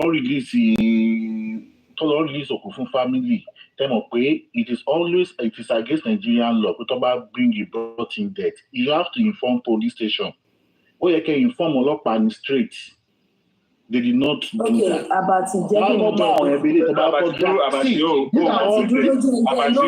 jẹ́ Abati dúró complete brought him death tó dẹ̀ ní stabbing lórí àtọ̀run. Jẹ́ kí n dá Àbàtì lọ Àbàtì ń kà nínú Google ni kò ní dúró ṣáà farabalẹ̀ jẹ́ndẹ́ lò. Ṣorí kéde fashion tó wà níbí yìí máa lo sister mi as a case study láàárọ̀ ẹ̀. She was not with Baba at first. She was very against Baba. This KD fashion that is here. Ẹ̀yin yìí lẹ́dẹ̀ kọ́kọ́ form team if I'm not mistaken. Ẹ̀yin lẹ́dẹ̀ kọ́kọ́ form team and more so. Baba has no power over the public. Remember, Baba did not granted the interview first that Wummi killed Mohbad. Even when, Perkins interviewed Baba, OG interviewed Baba, Baba never mentioned Wummi. And we hear that Baba even prayed for Wummi on that very day. To OG Baba said it was nurse. They said nurse injected Mohbad wrongly. Mm-hmm. Yeah. It was VDN that came out, said those people in the car were laughing, and with all the write-up that Wummi brought out, there is something that is not right, that they should do DNA. They should do DNA because maybe that could be a motive why they killed Mohbad. And we, the public, we reasoned with VDN and we started doing it. Even before Baba agreed to that DNA, it was like a month or plus. Before Baba agreed on it. Why can't Baba control the public? Wait. Baba cannot control the public. Baba is not feeding us. Remember, Baba cannot control the public. It is left for Baba, this is Egbo Ile, Ejeka lo se ninu ile. And if Baba should say Egbo Ile, one will say, àwọn ilé ló pọ̀ mọ́ wọn ti mọ̀ nǹkan tí wọ́n ṣe lọ́ ṣe fẹ́ ṣe ní Egbo Ile. There is a lot of people will mix it up then. If Baba could say that, Baba cannot control the public, like I said earlier. Sure you get. But from Baba, it is not Baba that scattered this case. we can say, okay, it is because of the narrative that VDM brought out then. And we public buy too. We buy the idea and we start looking forward to it. And let me say this, if Wummi have done that DNA then, I think we would not be here today. We would not even be here. Let's be sincere with ourselves. I'm on a neutral ground now. I'm not with Wummi. I'm not with Baba. I'm just here. Yeah, see, honestly, I reason with you, low talk. Yeah, BDM actually put a lot of input, narratives, and all this kind of stuff. Even before BDM came out, you know, gbogbo àwọn comment in law. You got to got and so Baba as olórí ẹbí would have control, no matter what it is. You understand? No matter what it is, Baba was the one that always come out to come and talk on behalf of the family. He was always the one people listen to. He was always the one people want to hear. He was always the one that people was actually looking at. So Adibi Baba has brought a lot of control and stuff like that. I only call it DNA. I know DNA for Kini.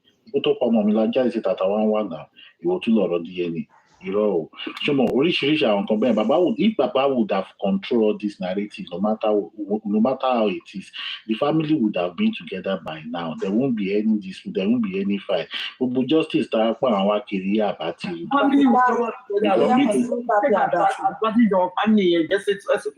she's still right there. Why they will be together?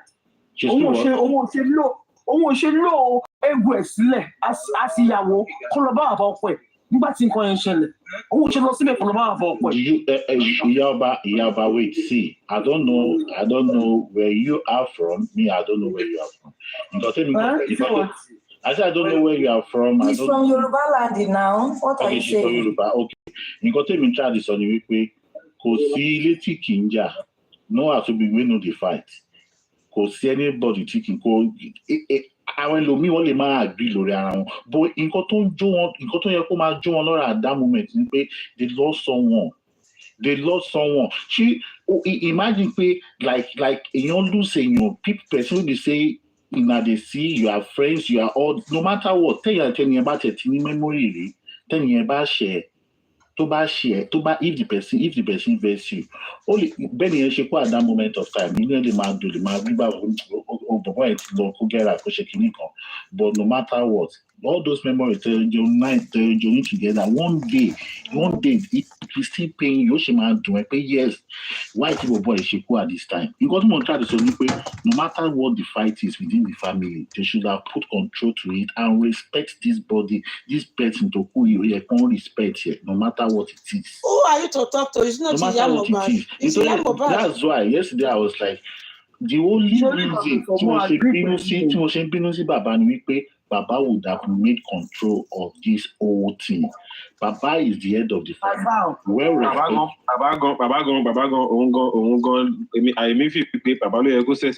Nobody should go on internet to go and grant any interview. Let's work with the police, try to gather our evidence. Okay. That's Can't be Baba I swear down to God. Can't be Baba Daddy. This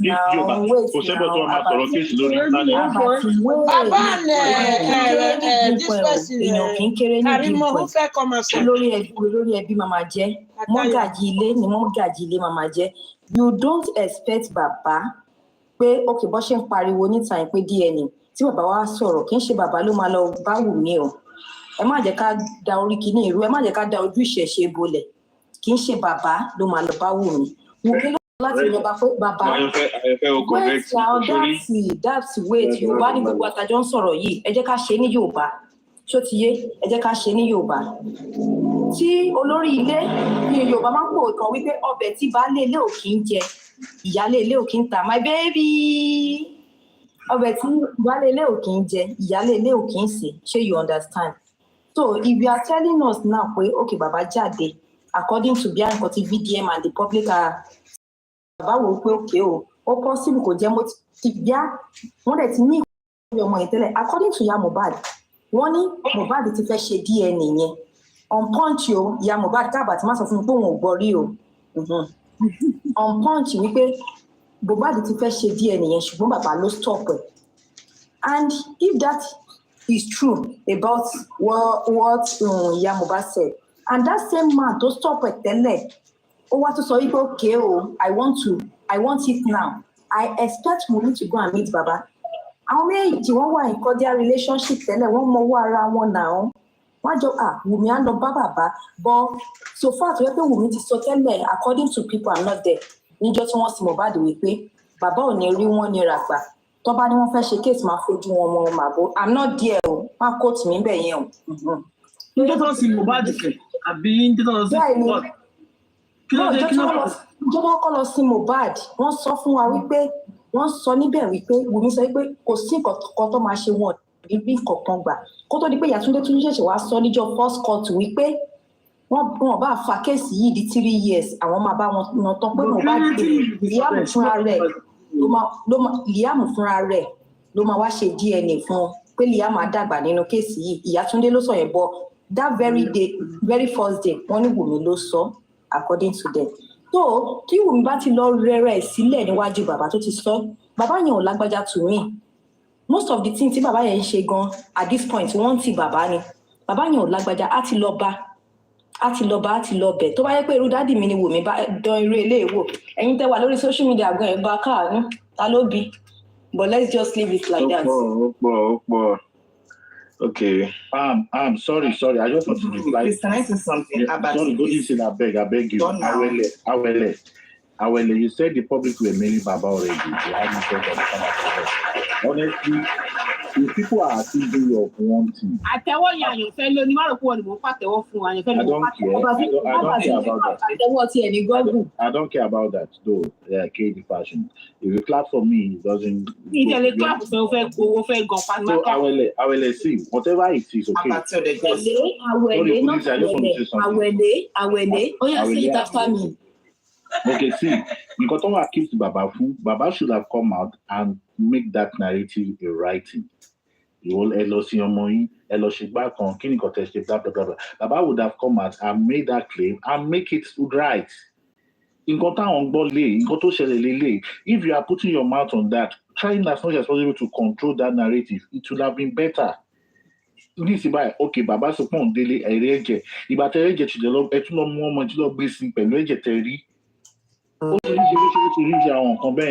that will bring Baba which he don't know.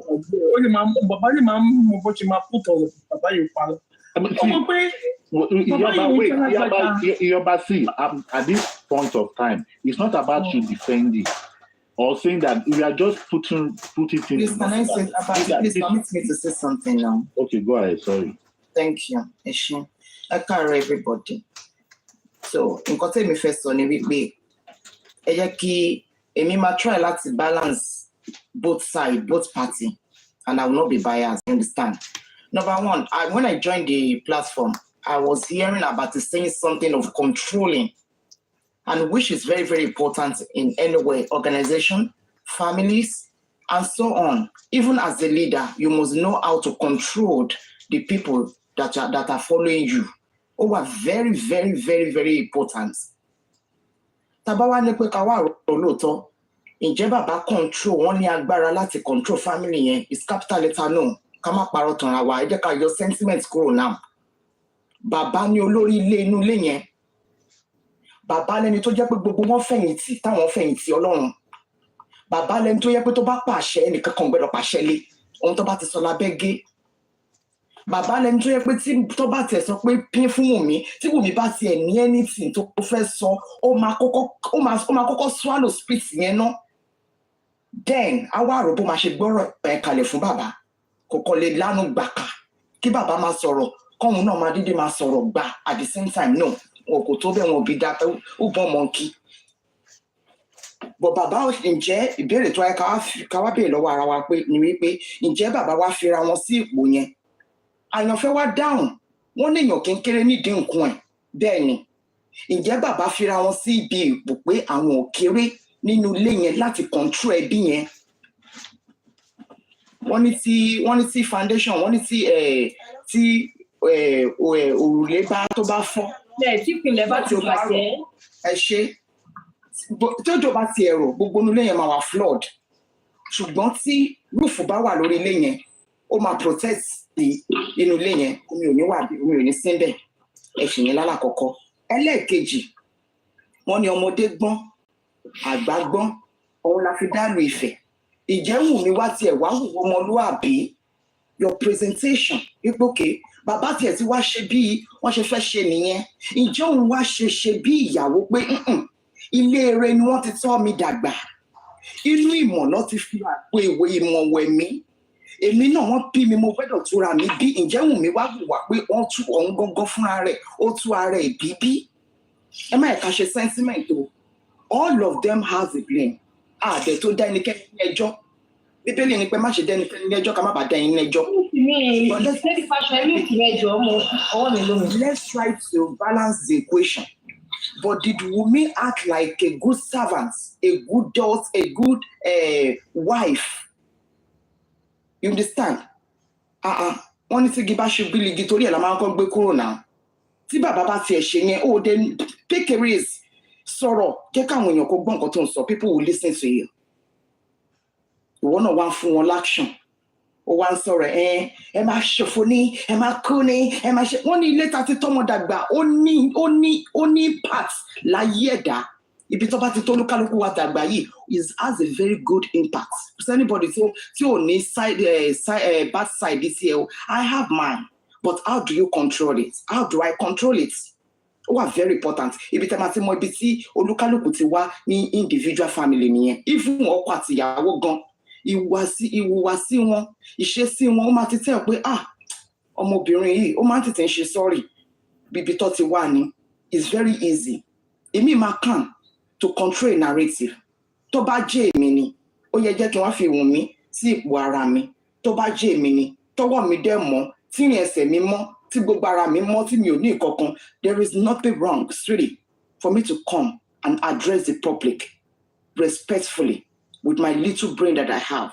My words will be a very strong sword that people want to hear. Mi ìdẹ̀ ní fìsíbì kan, àbí kí n fìsíbò mi. Wọ́n ń pèèyàn lólè. Ó ń gbọ́mọ ẹran ọjọ́ abatiwọ́ náà wò náà. Nígbà tí wọ́n sọ pé Wùmí ṣe kíní kan, Wùmí náà sáré fò bọ́ síta. Ọ̀hún náà sọ ẹ máa kú ní, ẹ máa ṣòfò ní, ẹ máa ṣe kíní kan ní. Hello guys, ẹ má play VN yẹn, kó má lọ fífọ ọkọ mi lọ́la. What's she trying to tell the world? Ẹ mọ̀ pé gbogbo wa bá ṣe wà yìí, etí ọ̀tọ̀ọ̀tọ̀ la fi ń gbọ́rọ̀, ìmọ̀ ọ̀tọ̀ọ̀tọ̀ la fi control ọ̀rọ̀ tá a bá ń gbọ́ yẹn. I do not hate her, but let's assume she play her own role as a wife. Kò sí big deal bẹ́ẹ̀. Ṣọ́hun lọ́kọ ẹ máa kọ́kọ́ kú ni. Táwọn family máa accuse ni. Go to Igbo land, you will see them. Wọ́n tún máa fún wọn lómi mu ni. I'm not lying.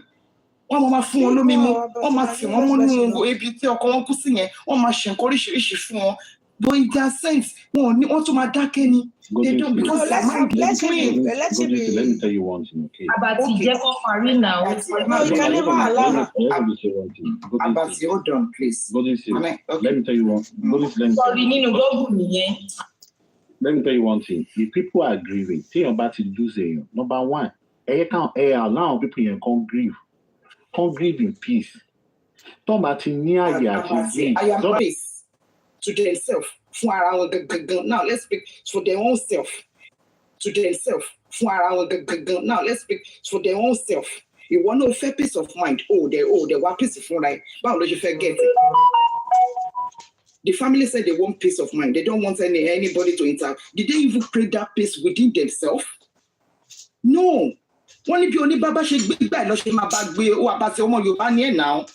Èmi gan tí mo kì í ṣe Yorùbá gan mo máa ronú jinlẹ̀. Èmi ò ń ṣe Yorùbá but I grew up in Yoruba land. I know how you people do everything. Ibẹ̀ mo ti kàwé, ibẹ̀ mo dàgbà sí, ibẹ̀ mo ti ṣe gbogbo everything. Bí oníbàbá ṣe gbé gbà ẹ̀ báyìí, if you want to be pampered, you will act like a baby. Ọkọ àti ìyàwó gan, ọkọ ẹ kò sí kankan tó ṣe ó kàn fẹ́ yọ̀ sí ìyàwó ẹ lọ bó ṣe ń bọ̀ láti ta. Ó ní rẹ̀ mi látàrí ìyẹn náà ni ọkọ mi pẹ̀lẹ́. Olówó orí mi ọmọlá á tún kì í lórí kì. Kò sí kankan tó ṣe ó kàn fẹ́ wo action ìyàwó ẹ ni. Ó fẹ́ wo bóyá my wife I got married to back years ago is still the same person I'm still with up to now. Action wà very important gan. Ìwọ fẹ́ kí wọ́n gbé ẹ gẹ̀gẹ̀. Wùmí ó fẹ́ kọ́ pet ẹ. Is a baby, I know. She is. Mi ò hate it. Mo dẹ̀ ṣe ń sọ every year tí bá lọ. I do not hate her. But did she put herself in that love side? To jẹ́ wípé tó bá jẹ́ pé ó ṣe gan, a lot of people will come out. Nǹkan tó trigger tó yẹ kí n máa after ẹni pé why can you tell people that you don't you hold no one an explanation? Ọ̀rọ̀ ẹ̀mí là ń sọ̀rọ̀ èyí náà Wùmí stop it now. Mama ṣe bẹ́ẹ̀ it's not good. Ẹ̀yin náà wò wọ́n tójú bá fara dalẹ̀ dáadáa ó máa rí mú. Nígbà tí gbogbo wa wá ń farabalẹ̀ àpàtì oyá let me now come to you now. Nígbà tí gbogbo wa wá ń farabalẹ̀ ó bá notice ìgbà àkọ́kọ́ máa gbéra wa ṣe pé ṣó ti gbàgbé ni kíkan tá máa fẹ́ fojú anybody wa tẹ́lẹ̀ bá ń bọ̀ bá máa sáré yẹ kíní ṣùgbọ́n nígbà tí gbogbo wa ń fojú balẹ̀ dáadáa jọ nítorí Ọlọ́run dá mi lóhùn ṣé ojú wa ò rí mú bí orí mú à ń rí gbogbo àwọn nǹkan tó yẹ pé wà hidden tọ́lọ́run dẹ̀ tú àṣírí yẹn àìfarabalẹ̀ ń gbà mí ò lè rí imú yẹn torí pé wàdùwàdù kò lè gbéyàn débi kankan but when you calm down you will see it. So àwọn ẹbí yẹn gangan lọ fọwọ́ ara wọn da justice irú fúnra ara wọn. Ẹ bẹ̀rẹ̀ láti kíni láti olórí ẹbí yẹn who is the head Baba Mohbad. A lè sọ ká kú síbẹ̀ o ẹ ká bára wa sòótọ́ ọ̀rọ̀ and I always say the facts. If you want to come for me I'm free and I'm ready. But the truth is ìpìlẹ̀ yẹn ti destroy ìwọ tó jọ ọkọ nílé oníyàwó láwọn ọmọ. Gbogbo onílé dẹ̀ ó dẹ̀ wó níwájú ẹ̀ ó túmọ̀ sí pé you are not capable to be called an husband. You not. Torí àwọn ọmọ yẹn máa bí ẹ daddy what happens to my mom? Mommy what happens to we? What's going on in this family? What are you going to tell them? You going to keep quiet and start looking at them? No, that means you are a failure. Ilé tí ò bá lè dúró digbí. No, there is something wrong somewhere. I mute my mic. Thank you for that privilege. Before you answer, Akitola, let's have you. Ẹ káàárọ̀ gbogbo ilé. Ẹ káàárọ̀. Ṣé rí nǹkan tó mi fẹ́ sọ ni pé èmi sì wà ní ẹnu justice ti pẹ́. Ó ní ọjọ́ kan tá wà lórí live ọba àrọ. A mọ̀ pé táyé ń ṣe kínní àwọn kan wà bí ìbàtẹ́ pọ́ ló ń sọ̀rọ̀ fáwọn Wùmí. Ìjọ yẹn live ọba ń ṣe live mo wà bẹ́ẹ̀. Ṣé rí inú bí mi jẹ́ pé mo ṣe pé tẹ̀pẹ́ wọn mẹ́ta mú lẹ́yìn tó bá wà bí báyìí tó bá lọ ń ṣèké fáwọn Wùmí bóyá máa rí àwọn mẹ́ta náà kúrò lórí live ẹlẹ́sẹ̀kẹsẹ̀. Because èrò ti pọ̀ jù àti dọ́tí dàpọ̀ mọ́ra wọn. Èèyàn kan ò lè wá bá mi sọ pé Wùmí ò mọ̀ pa ikú Mohbad láyé anybody lè wá bá mi nígbà. Mo máa tó ti bá mi ṣọ̀tá lórí ọ̀rọ̀ yìí pé mo sọ pé ní èèyàn kan ló pa èèyàn kan yẹ ìsọkàtà ó máa ń jà nulẹ̀ bọ́n láti jáde pé ó fẹ́ mẹ́ni tó pàṣẹ tó bá pẹ̀lú tọkùn mọ́ kankan ṣe bá rí bàbá tó kú sọ̀tẹ́l ọmọ tó lọ ṣe exam tó ló kú lọ ṣe exam ní Ilé Ifẹ̀ máyẹ̀ má ṣe wà lẹ́wọ̀n táàmù sátorí ọmọ ṣe kéèsì yẹn ó máa rí ṣe kí ló mú àmì sátorí ọmọ tó fi yọwọ́ kò ní ọ̀rọ̀ bọ̀bọ̀ ilé tó kù yìí tó ní pé bàbá àti ìyàwó wọn corporate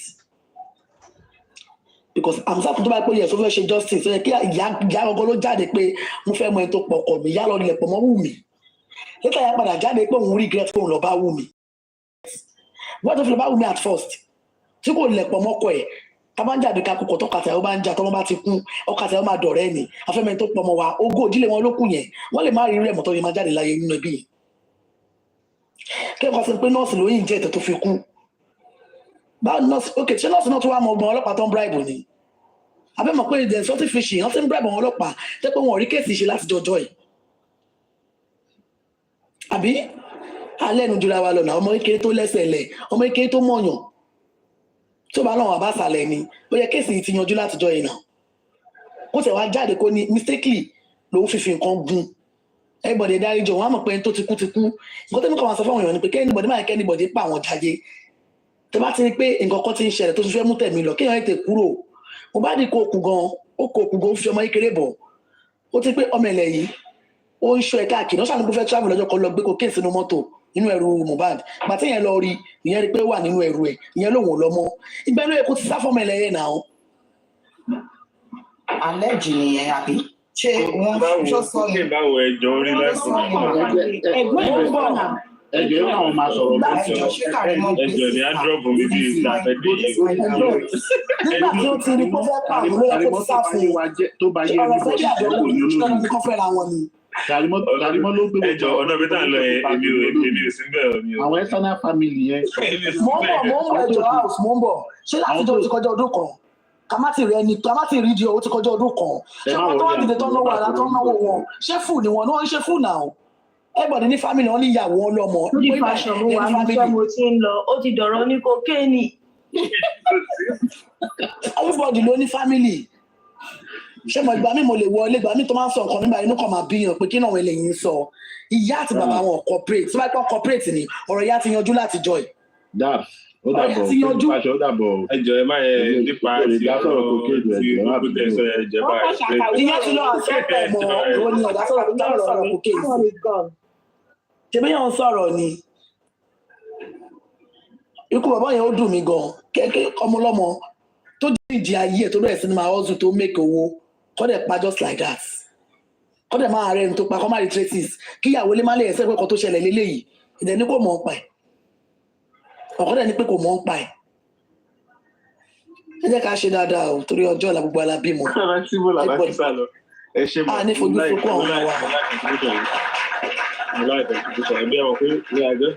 just want us to stay on the factual part. Orí internet ló ń wà ẹ̀ẹ́mẹ́ tó ń record àtẹ̀ tó wà ní lórí fence. So in most cases it's always nice tí wọ́n bá ń emphasize lórí nǹkan tó bá jẹ́ factual or the setting táwọn ọlọ́pàá ti sọ àbí tó ti wà recorded lórí the normal space. Nǹkan tẹ́mi ṣe ń sọ bẹ́ẹ̀ ni. So but me on my own side though, I would always keep saying what I want to say about at this point in time. I would tell you for a fact that the people I want know what responsible. You come pariwo kí ni irú ìtọ́jú.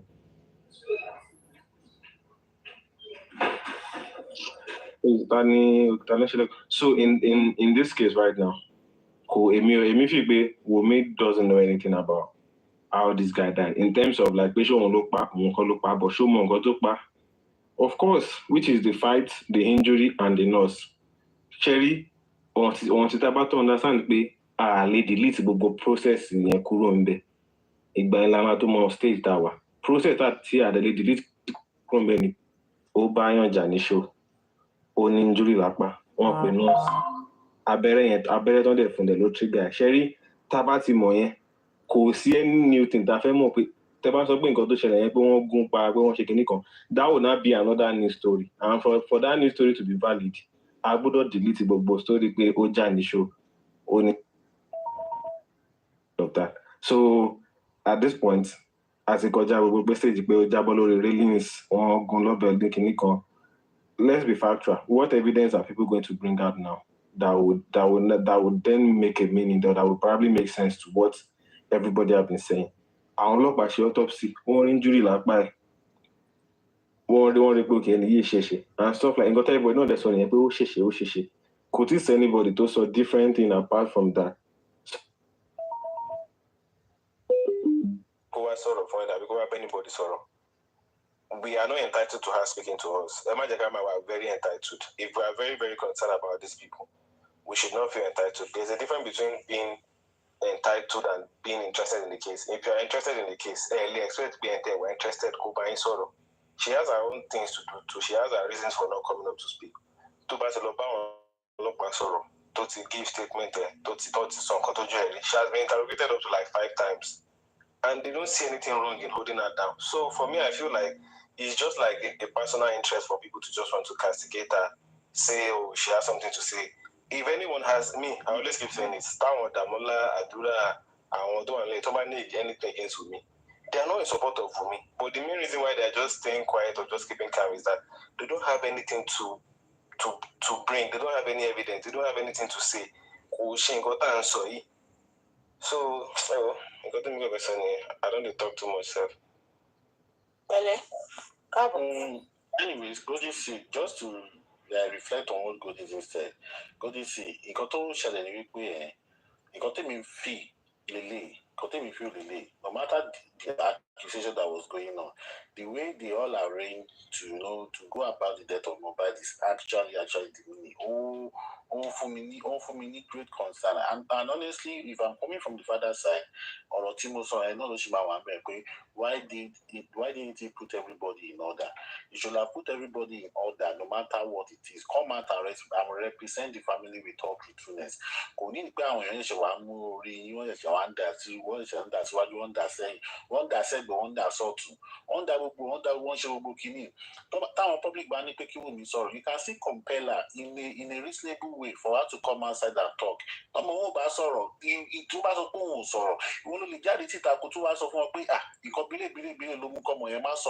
It's not that you should not it's not that you should not come out and make us to see that yes, there is a fight within the family that can never be settled.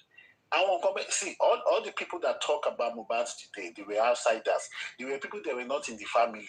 They were people that just know what wants their money per family. For example, Karimotu tó jẹ́ pé ẹ̀gbọ́n ni tó mọ̀ kankan tó ṣẹlẹ̀ nínú ilé tó mọ̀ anything òun ló kọjá lè síta wá sọ̀rọ̀. Ìyálọ́ládé òun ló sọ fún wa lórí bẹ̀rẹ̀ agáàbí kó wá kan tíyàwó ẹ̀ ṣe. All those kind of nonsense and miserable things. Baba would have been the best person to come out and put peace and put order into all these things. He would have been the best person to come out and say, see, have time to grieve about this person. Like, oh, he's losing your. Where will your emotions be? People our emotions are power.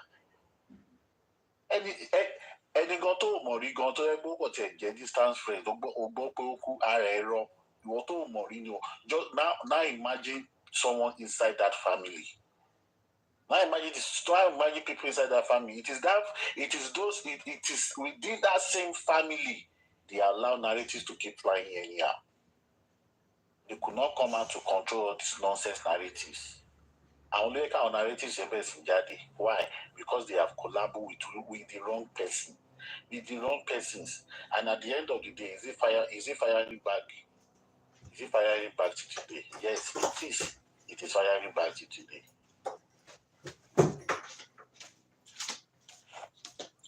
Thank you, Abati.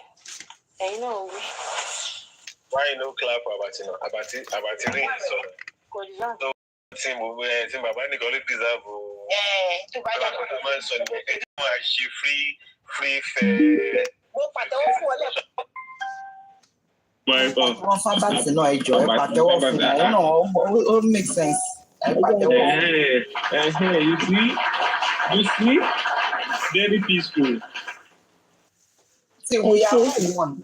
What we just need is we should not be biased and we should try to balance things when we are talking because at the koja stage pé a fẹ́ máa fi síbì kan ju ibì kan lọ, you understand? At the koja gbogbo stage yẹn, that was when tí kíní yẹn ṣẹlẹ̀ tí ara ń ta everybody pé kí ló lè ṣẹlẹ̀, kí ló dé ṣé yẹn lọ ṣe báyìí, it's ara ní gbogbo gbà yẹn. But let's try now to balance things and put things in order.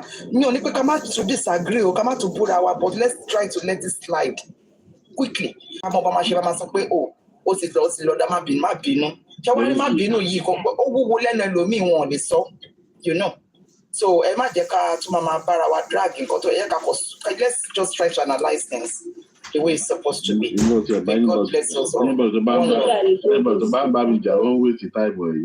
know me at all. Christmas is for the shopping. Adike the alpha, but if I send over to send me ọjọ́ rẹ̀ fẹ́ send me. So they have a move up a year, they don't just only day together. Kí ló dé náà? Cause you go for me, be like I want to really. About the years of one, everybody come back. My daughter immediately. That Adike the Johnson. The funny thing now is that I feel like people have actually shown interest in this case. They really like. But what is just quite sad is that Koma Jagbe at the end of the day. You said the question for that. Yeah. But everything will come back to me or any of those in the house. How will you see? Let them go down for it now. This is what people don't get. Nobody is saying that nobody should not go down. Even right now, nobody should not go to jail. Even right now, misunderstanding. Sherry, Emi ò sọ pé ṣe tó bá yẹ pé kò sí anybody tí kò lè lọ sẹ́wọ̀n ṣe nǹkan tèmi sọ kankan nìyẹn. But everyone jẹ́ ká ṣe we listen, we don't judge. Let's listen first. Let's listen first. They let them go down for it. Nobody is saying that. Anybody, even me. When did the Demola issue happen? The same thing I said too, because for me, I was doing factual. But when I was a phone for you to log out the account there, but because I'm like very realistic. And if anyone is trying to convince me that okay, he did it, okay, let the people in charge and concerned party don't people want to impersonate to go sue a court, go there, go there on the same one. One try to cover one long bail and conceal and to go back share. I've been told up about the convict on the command from the bail.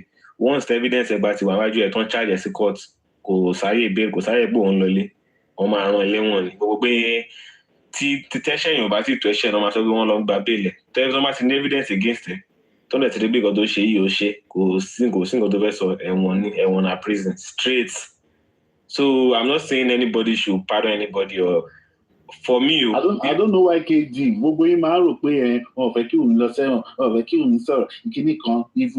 Even me commit a crime today. Bro, let her go down for it.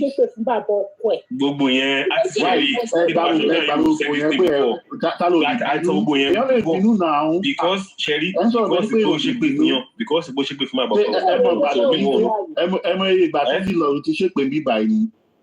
Emma ìgbà ló ti ṣépè bí by easy love tó ti ṣépè tó ti bú mi lónìí. People can get at people and Emma understand nǹkan ẹ̀yọ̀kan ní kéyẹ Emma understand. People can make you angry. It takes a principled person to man that okay fine, let me just chill about this and let it go. People can make you mad and you can come out at that person share your opinion your KD. Have you never been angry at people before for getting to you, for hurting you? It's just about it. It's just like you're accusing someone. Not do that because you get that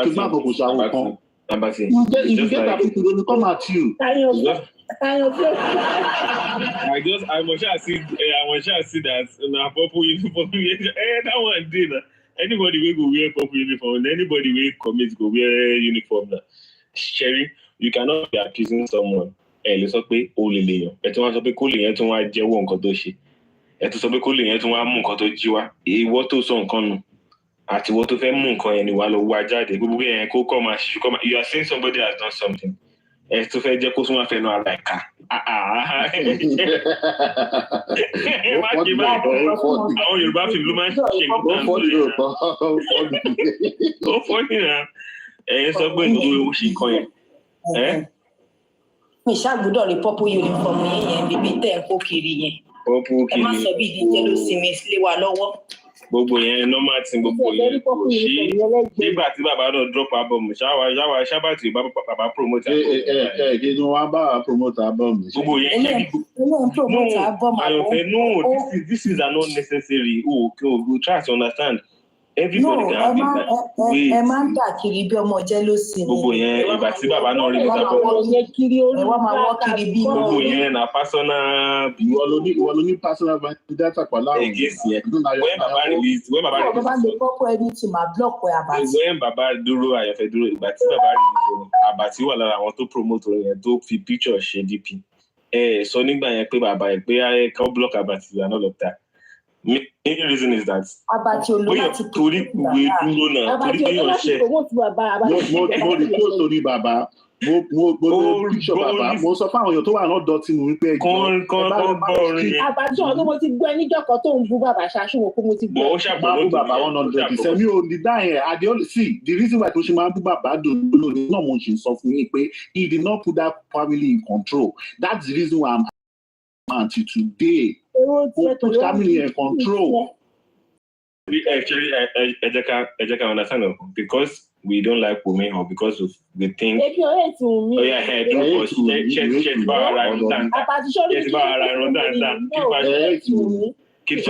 Mo ti stream only Baba Mohbad. I don't stream all in song. Pata. The reason why I stopped streaming that song is because it's on Latin platform. Me, That's the reason why when she stopped.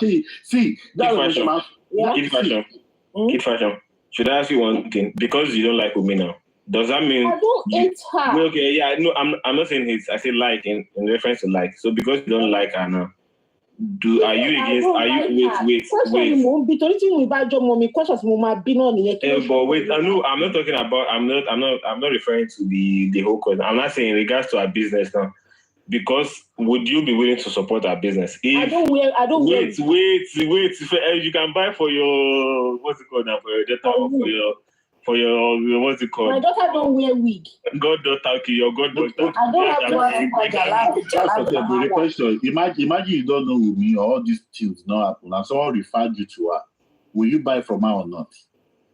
Why not? Exactly. But you can refer a brand. But you don't need to downplay a brand. I need to be true to myself. I don't think I can wait. Why can you not refer it? Wait. You don't need to downplay our business, downplay her because of what has happened. Tell you no, about to buy they are soon wait.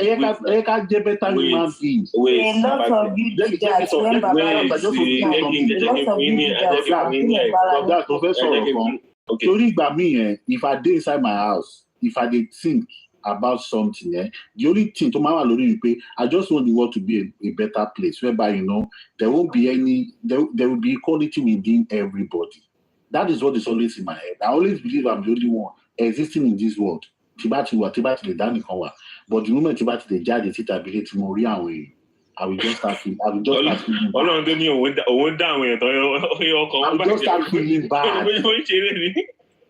start feeling bad. We go far, then we never be equality. Why? Why should there be fights? Why should there be disagreement? Why should there be all these things? Our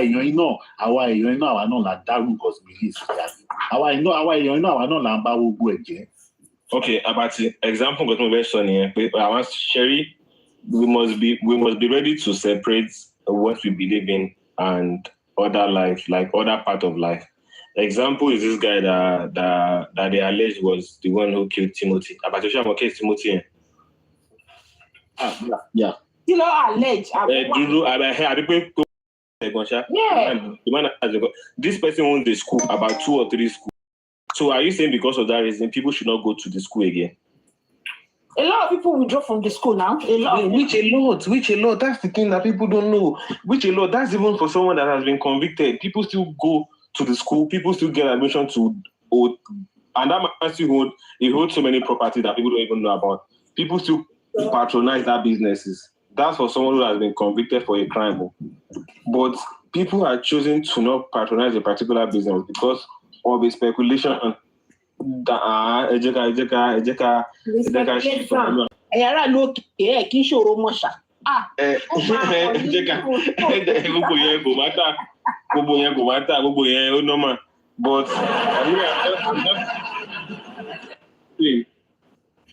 be concerned.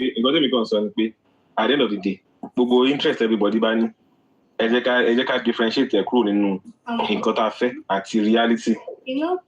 So okay, I'm play a brand is not nice. Me go people about ni believe against the girl. Down play the brand kulonta like we've gone past that stage. Actually move on.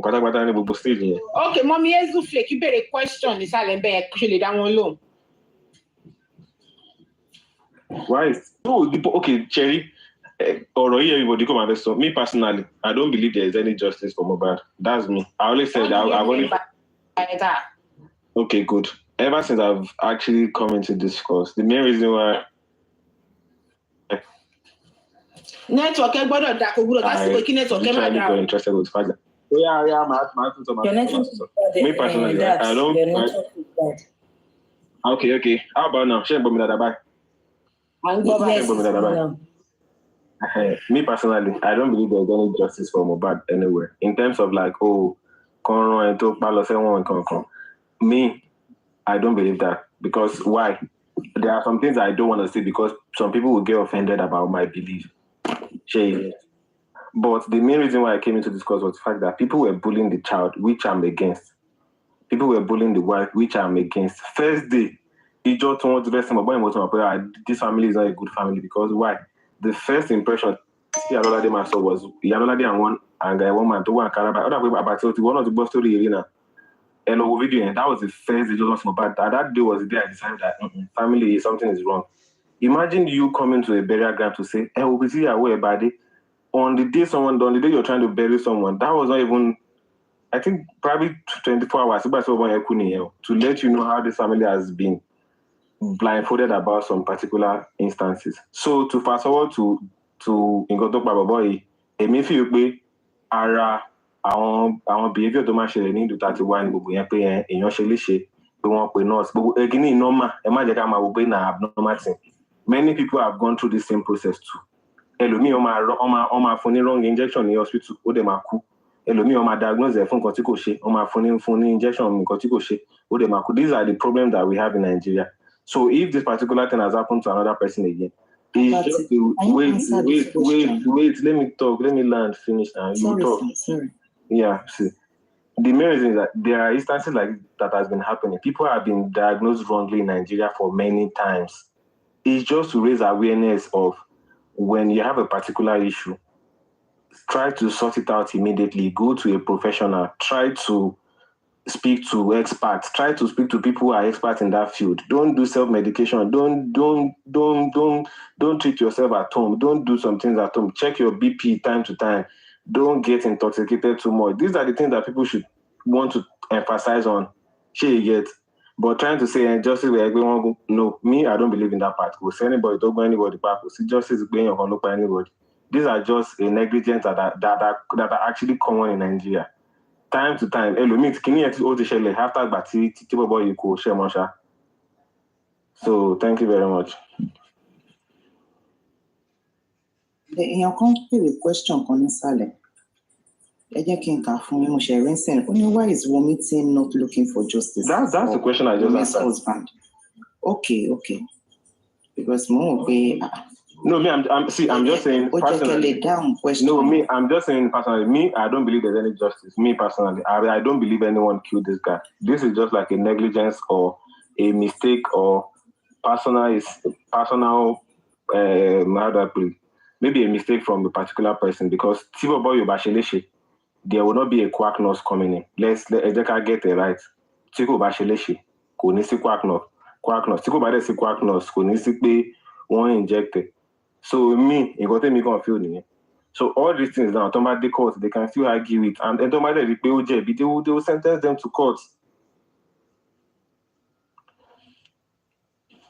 Okay, why are we not looking for justice? Why? Because there's no justice. Why are we not sue anybody? Who do you want to sue? Who do you? That's the point. Who do you want to sue? There's no justice. Why are you always saying there's no justice? Oh yeah, tell me where there's let me tell you one thing. Okay? There's no justice. Let me tell you one thing. No. Let me tell you one thing. Mohbad will get justice regardless the outcome of whatever happened to him. Okay. Mohbad will get justice. But the justice these people are actually looking for is what they will not see. What do you mean by we won't say it? Why? I know the justice. See, whatever justice these people are looking for. Justice that we're going to get, whether you guys like it or not. Exactly what. See, I'm not saying you will not get it. Don't get it wrong. You will get whatever justice you are looking for. But the fact is there. The fact is that the justice would only sue the negligence part, which is the quack nurse, the injury. These are things that are quite common.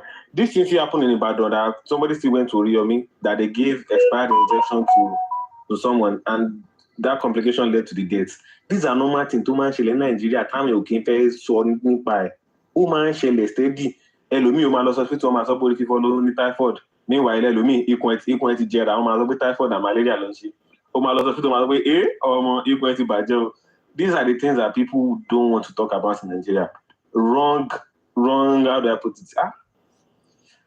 Wrong administration. Thank you. Emperor, sorry, I just come in there because I just Thank you very much for that, your submission, because that's been my take on this matter all along. Like, for me personally, I felt Mo died out of medical negligence, which could, especially in that environment in Nigeria, which could happen to anybody.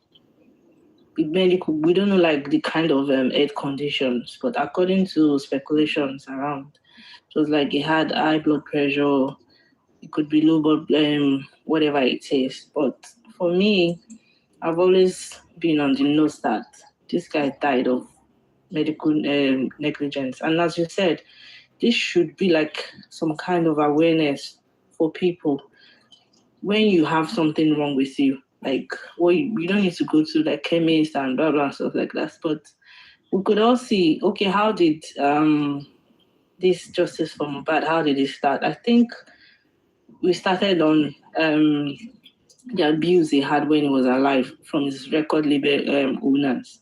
That was how justice for Mohbad even came to light. How we got here, I don't even know. But I think this was what started the movement. Abuse from record label owners and all of that.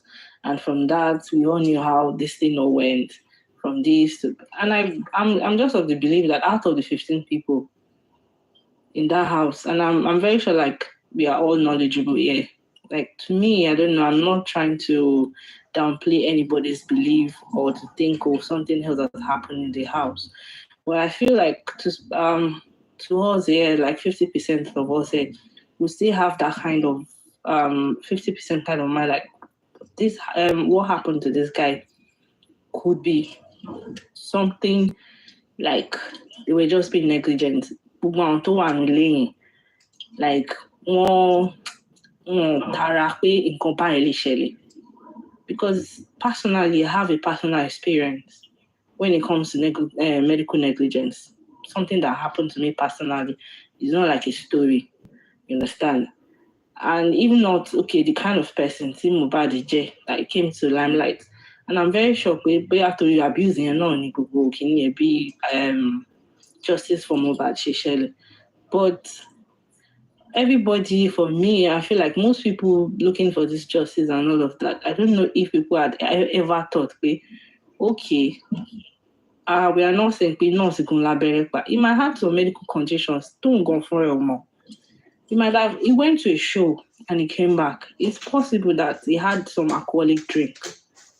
Possibly he had something totally prior to the nurse coming in to inject him. And even apart from quack nurse or no quack nurse, my negligence conscious in the hospital. Someone really doctor don't mistake or nurse don't mistaken, even in the Western world. But it's like just everybody just pushing the agenda that something else. And this is like 15 months already, and we've not seen any evidence. And all we've been seeing is donate money for this, donate money for that, donate money for this, donate money for that. And people are not still thinking back that you pay like Olopa Nigeria, no, like they are not that dumb and stupid, or the powerful people, like they said, are the one backing the alleged murder suspect or homicide suspect. And I don't know if people have just had a rethink that this death that happened to Mohbad is okay. I want to one lane if they want to, like, why didn't they take him to the hospital on time? But why not? These are the things you could have blamed the wife for. Okay, why didn't you insist that he must go to the hospital, not just calling a partner? Definitely, you can't force him to do that.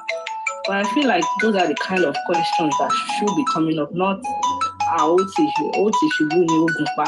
and they even had issues when the lawyer said there were no marks on this guy. That was where the issues for legal team and everything started. And this guy knew everything at stake. He's practicing, he's in the UK. They could disbar him. But if not, everybody, this negligence of a thing is something that is very common, especially to us in Nigeria. even if once she mistake on the Western word, not to talk of how like the condition is at home. Can I make a contribution? Yes. I'd like to build on what that sister just said. Sorry, Jan, sorry. Okay. You know, in the UK, in the hospital, if a patient die, okay, unexpectedly, even you are the one treating that patient died, do you know who will come and carry the death of the patient, the body of that patient? Yes, I know. Yeah. Do you know who will come and carry it? Yes, I know. I know, like, first of all, they have to call, I think there are just people they have to call to come and satisfy like this person is dead before the family members comes in. Okay, wait. The doctor, yeah. If a patient is under your care and that patient die unexpectedly, do you know what they will do? The hospital will call the coroner. Coroner will investigate, they will do autopsy. Okay, if that patient die under your watch and under negligence of you, neglecting that patient with that, under any circumstances, you will be the one to go down for it. They will collect your license and they will punish you for it. So not in all cases, Abati. Yeah, not in all cases. Yes, I understand. Can I make a contribution, please? Okay, yeah, go ahead. I would like to build on what my beautiful sister just said and the other lady that antagonized you when you were speaking. First of all, I always ask, what is definition of justice to everybody making contributions? What is definition of justice for you? Are we looking for selective justice? Are we looking for justice because we hate somebody? Are we looking for justice because we have the personal vendetta? Or are we looking for justice because you grow out in a traumatized environment and you expect every other person to experience the same thing? Let's look at it in this way. Why do we have division on the justice for Mohbad? It started when a one-side accusation against one person without judgment. Everybody was focusing about this, and when they started pointing finger to the widows and actually nailing her down, then we had another division saying, no, it's not fair. It's not going to be like that. And first of all, let's take it back. Who brought this awareness? Of course, Iyabo Ojo brought about awareness justice for Mohbad. Yeah, as far as I'm concerned, she brought it out. And what we all do, we all crown on it. We all supported her, and we all wanted justice for Mohbad. But as there's been so many divisions to the extent that people are maiming each other. People are actually making money through it. From the death of a 26 years old. We're not going to get a selective justice. What we want is a right justice. Many people are in prison today because they did not commit the crime, they were lied against. Many people are being discharged from prison after 30 years because they lied against them.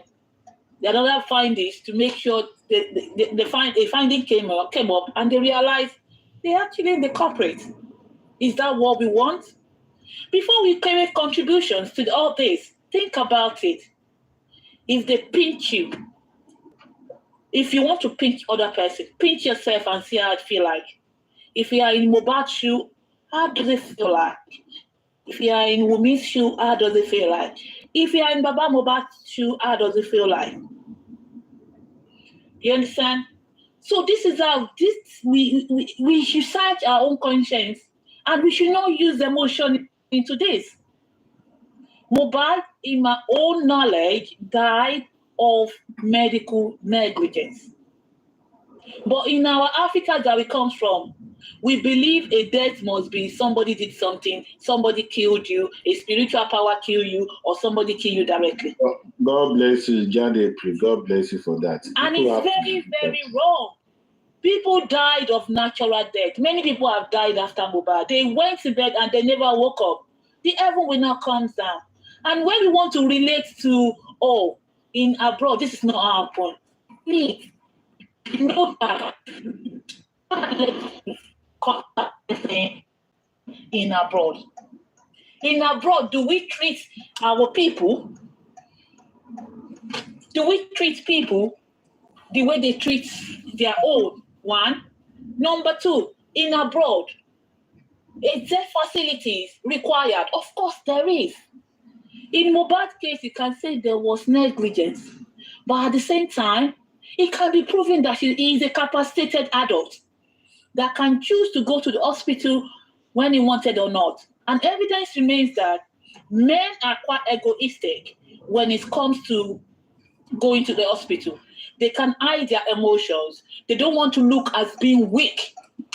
All they say is, I'm all right. How many of us with boyfriends, with husbands, that we can see them that are being ill and they tell you, I'm all right, I'm fine, and they will never go.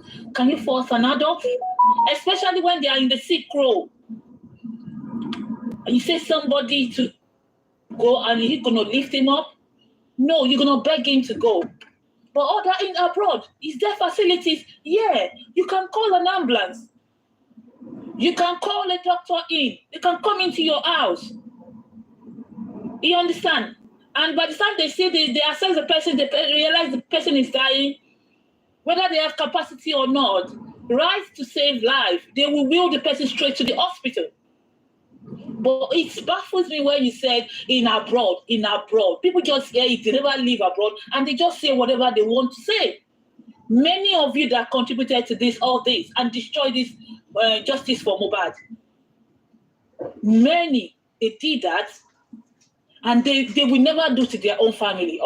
Most of these contributors did it to destroy the family further. However, we can say they destroyed the family further, but ẹni tó fẹ́ ṣe ìbàjẹ́ wà lójú ẹ̀.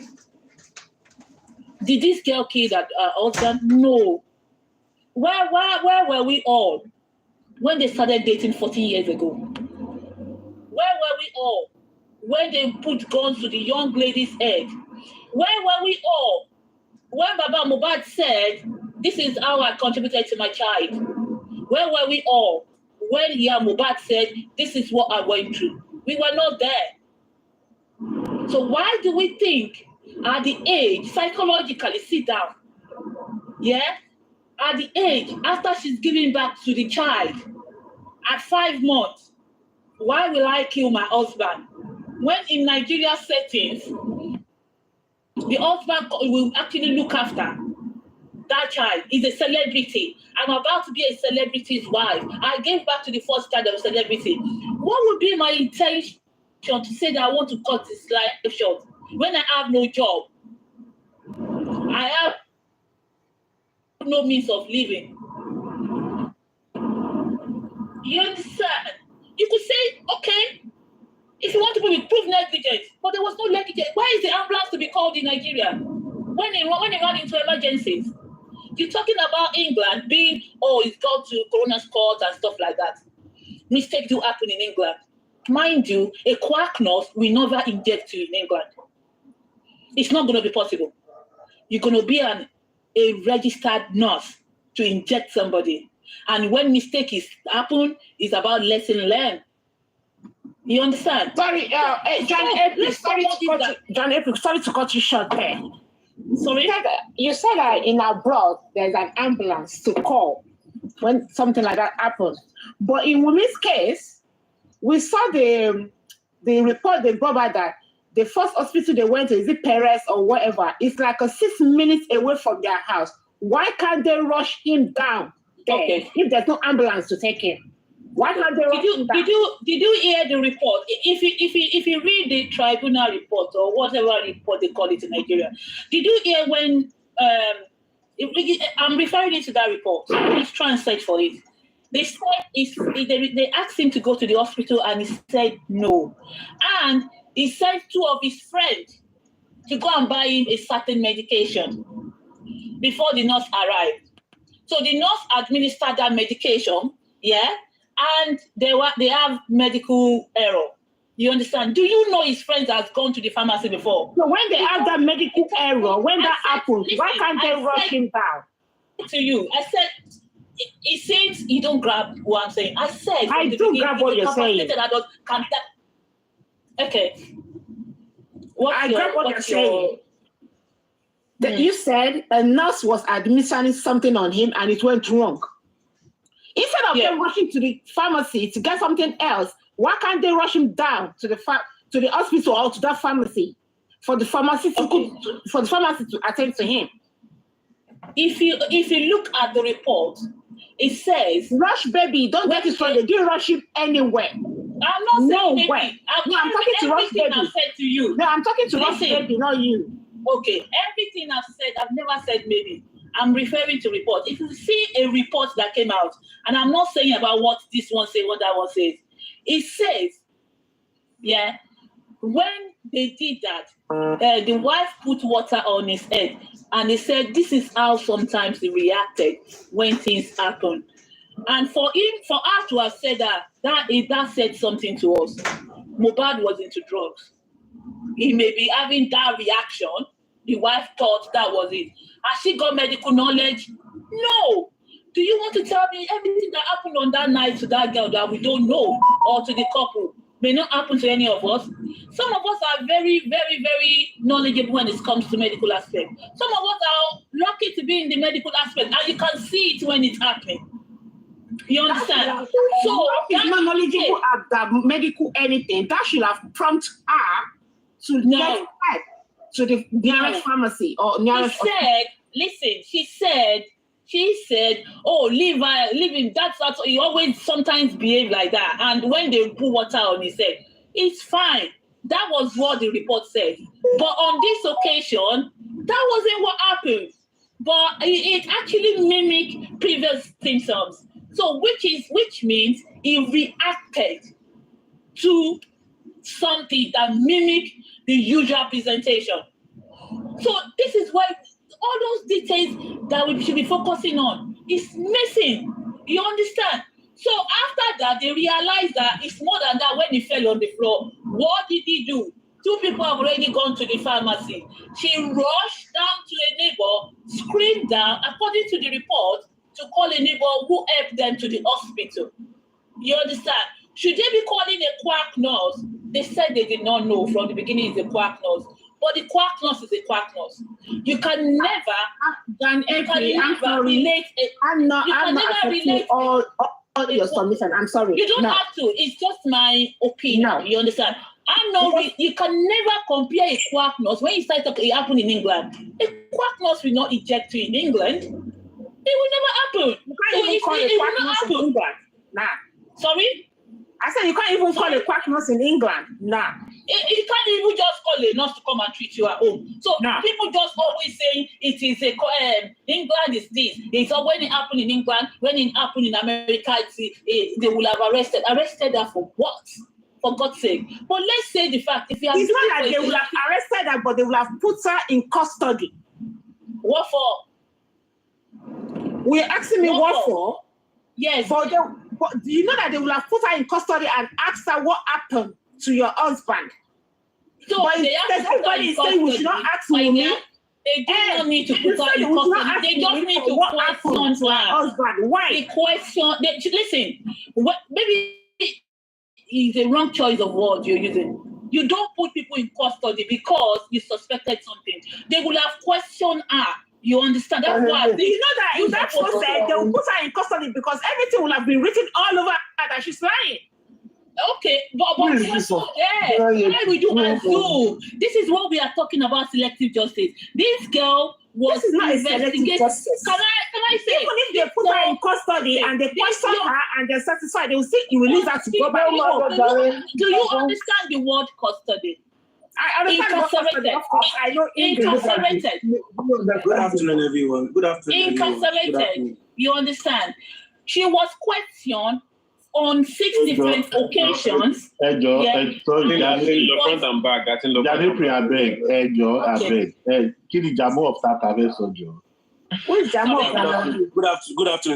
Jamo. I've been listening for a while. Yeah, I've been listening for a while now. And to be sincere with you guys, at first, look at the beginning when it started. Mohbad is dead, and someone that has died cannot talk, cannot do anything again. I don't know. According to our belief, some do say the dead can see what is happening, but they cannot communicate or talk with anyone. If Mohbad had the chance to talk, a lot of you guys, we beg for forgiveness from Mohbad with the way you guys are judging and talking and saying everything that happened. In the beginning, when Mohbad was breathing, just the way you guys are breathing now, because this thing we call grace. You are breathing because you are alive. You are able to talk because you are alive. You are able to think because you are alive. Now Mohbad is no more alive, and if his spirit can hear everything you guys are saying about him and about his killing, it's going to get him angry. Mohbad wasn't killed. Please stop using sentiment. This is sentiment. This is not sentiment. This is not sentiment. Listen, just listen. Listen to everyone when is listening. I speak to people that are logical, now. Listen, let me land. Logical and give me evidence. You listen. You think. Talk now. Listen, let me calm down. Listen. Let him talk, please. So, Mohbad, before Mohbad was announced dead, before they announced that Mohbad was dead or whatsoever, there are some things that Mohbad has said when he was alive. There are some words that you guys are meant to hold seriously that Mohbad said before he died. Those statements Mohbad has said before he died is not even up to a month or up to 2 months before he's no more alive again. You guys are throwing those words away, and you are analyzing on your own thinking, which is wrong. As a human being, I can see a threat coming to me. You that is not seeing it, or okay, for instance, if something is gonna happen to me, I can see it. Why am I seeing it? Because it is me it's happening to. So if I have said it out that this is what is going to kill me, this thing is dangerous to me. I'm scared of this thing, and later I passed away. You are supposed to take those my words seriously. When was he written? Those words I have said, you must take it seriously. You must not even throw it away at all. Instead of you thinking or analyzing on your own mentality, you should have started with what I said before I'm no more. Because if I had the chance to be alive, if Mohbad had the chance to be alive, he would have narrated everything. And you guys will be like, wow. So what he said is what you guys should follow instead of thinking on your own mentality. Sorry, now, Mr. Jamu, can you just tell us now, so that we can follow you? Tell us what he said. I want to tell you some words Mohbad said. Don't need to tell you anything. It's all out there. At least. Listen to some words. Make a reference. Listen, I can't just assume something is out there. Make a reference. Listen. Let me outline some words that Mohbad said that you guys are forgetting easily. There are some statements he has said that you guys are not even taking serious.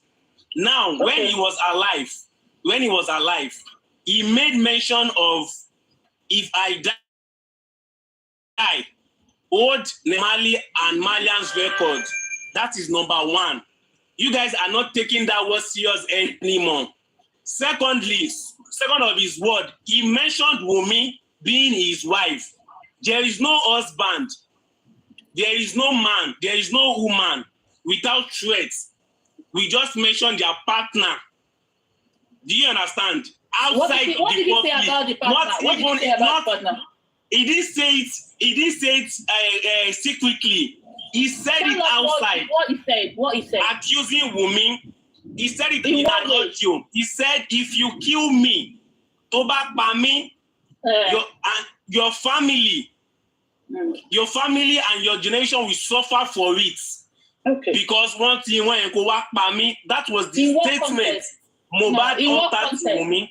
Jamo, in what context? John, just keep listening now. Don't. Just listen. If what I said, if you've not listened to it before, go and look for the audio or ask people, they will share you the audio. Mohbad himself, when he was still having that grace you guys are having till today. When he was still breathing, he accused this woman some of you are debating on or trying to be at her side. He accused her, and it's not up to a year, not up to 5 months, not up to 4 months, and Mohbad was no more. Now you guys want to start analyzing. You are bringing you are bringing option from what you think and dropping what the person you are fighting for has said. It is wrong. If Mohbad was alive, he would have tell you that this is what I saw before my death. Now you are talking about Mohbad dying out of negligence.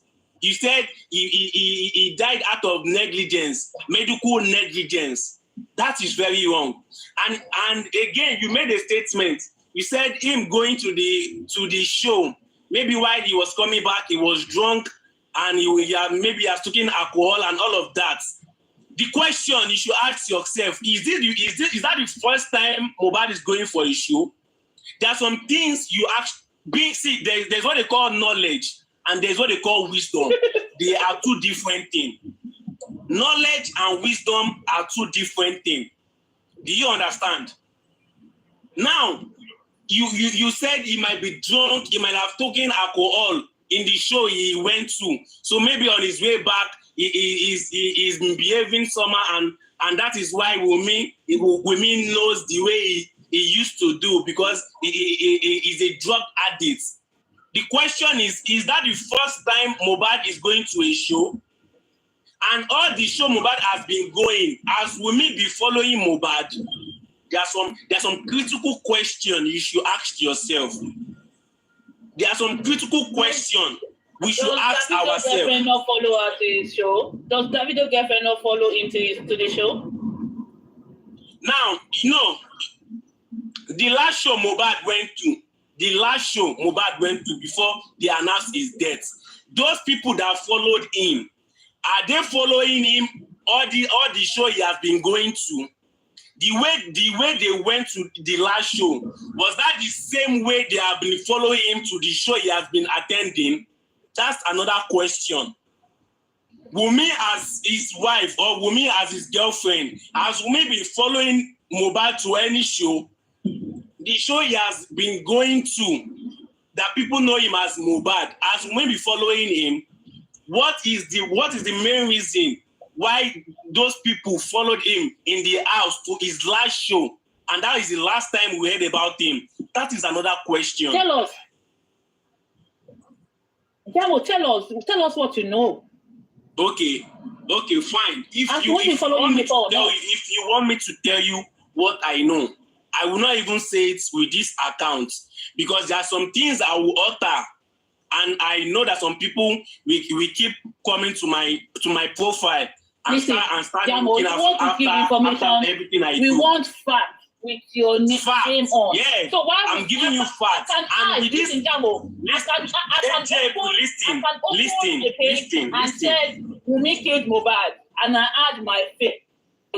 You understand? Listen, I have not pointed that. And just say something that is not right. I have not pointed that Wummi killed Mohbad. You can't do that. Do you know that I have not pointed yet that Wummi killed Mohbad? But I'm giving you a fact that the words Mohbad has uttered before he died. If you guys should follow that words, you will get to justice. Someone said something and later he died, and you are throwing everything he has said away, and you are bringing your own opinion. That is wrong. That is very wrong. You shouldn't throw the person you are fighting for. He has brought his own opinion. He has said the things that he's scared of. He said it while he was alive. There are a lot of things he said towards Wummi before he died. Now, let me ask you, a husband and a wife being together in the house, they are living together in the house, and the husband is sick. Like you said, you made a statement saying he has gotten to an age where he can determine if he's going to go to hospital or not. Now, the question is, there is a video where Mohbad was in the hospital, where he was saying he was the only one they gave water, a bottle, a drink in a bottle. He was analyzing that he was the only one they gave a drink in a bottle while he was fighting for what is this guy?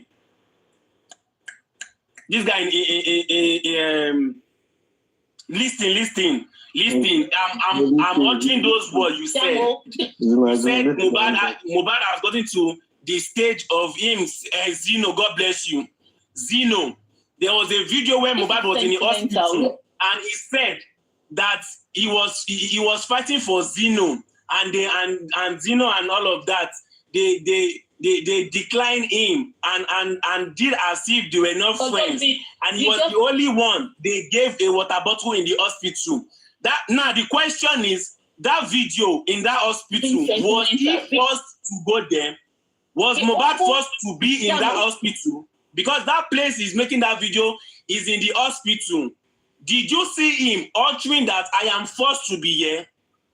Was he forced to be in the hospital? No. So why are you accepting that when he was about to die, he declined of going to the hospital? Instead, he sent his friend to get drugs at the pharmacy, a celebrity for that matter. That is wrong. Secondly, at the point of death, no, wait, listen. I will listen to you later. At the point of death, no one will like to die. Just be coming to you. No one will like to die. You remember when this guy was begging? He was begging Nigerian. He said, Nigerian, please help me. I don't want to die. There is a video that is going viral there where Mohbad was crying for help. He said, help me, please. I don't want to die. Nigerian, help me. So if Mohbad can cry out for Nigeria to help him, he doesn't want to die. Is it that same person that is going to decline going to the hospital for treatment? Let's ask ourselves critical question.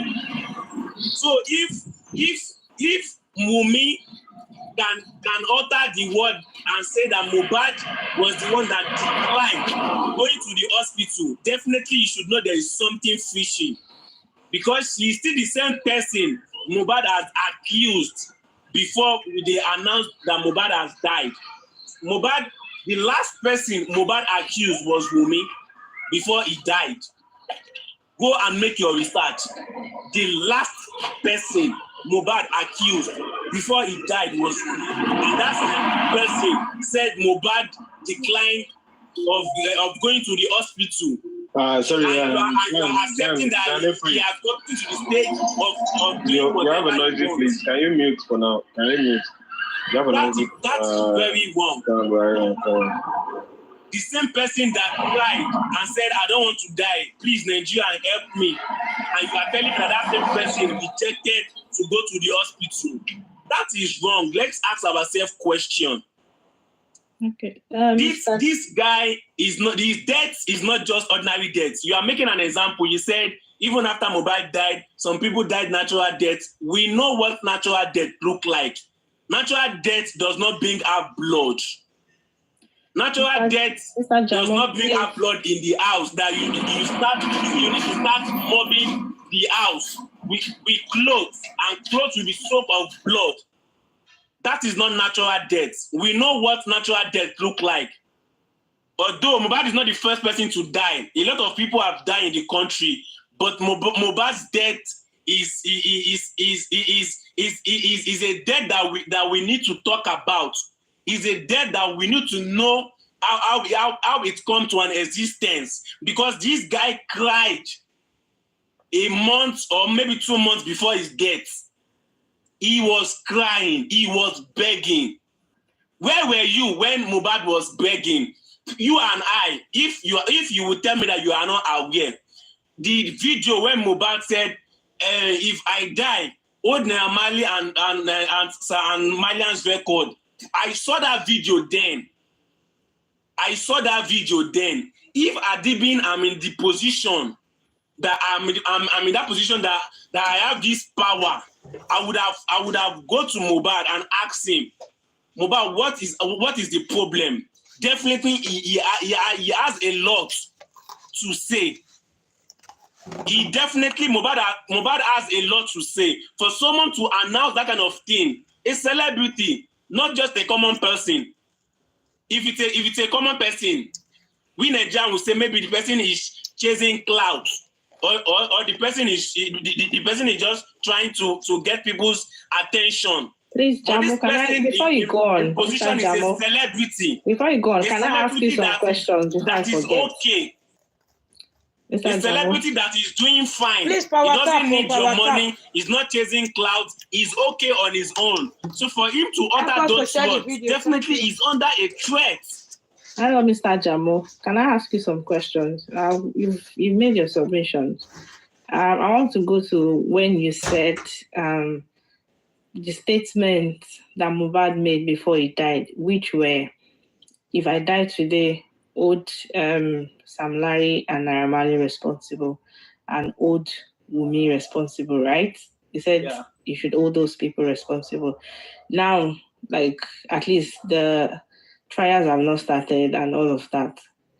So, and it's not as if everyone concerned regarding this case has not been questioned, or the police have not done their jobs or whatever they've been doing. And I'm sure they haven't left the wife of the deceased out of this. I'm sure she's been questioned. And I want to ask you, I might not be privy to that information, so I would like to clarify that he mentioned Naira Marley and Sam Larry. So I would like to ask, if you have information, how far do you think the police have gone in questioning Naira Marley and Sam Larry regarding this case? Because those were the people he mentioned that were after his life. Definitely, we all know that the wife of the deceased is not left out. Like I said, she's in this case already. Definitely, as the case goes on, she would be questioned regarding this matter. But I've not really seen where, or maybe the petitions against Sam Larry or Naira Marley has been followed up on. And secondly, you said Mohbad did not die a natural death. You get that. I'm not going to downplay what you think. So, but mine is, why do you think after, like, for the past 15 months, like, there has been no evidence, or why do you think everyone around this justice it's been about one motive or the other, especially the people at the center of it? It's been one motive or the other, especially with money. It's like most justice, the real people at the center of this justice. Because you said maybe Wummi, why doesn't she want justice for her husband? The people that really, fine, Wummi doesn't, let's assume that she doesn't want justice for her husband. Now, the people that want justice for Mo, why do you think they are the ones sabotaging it at this point? Okay. According to what you said now, you've asked two questions. You said Naira Marley and Sam Larry, according to the accusation, Mohbad had accused them. Now, what has the police done to them, right? Yeah, so far.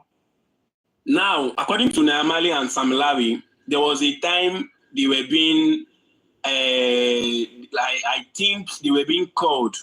There was a time they were being called and the news carried it then.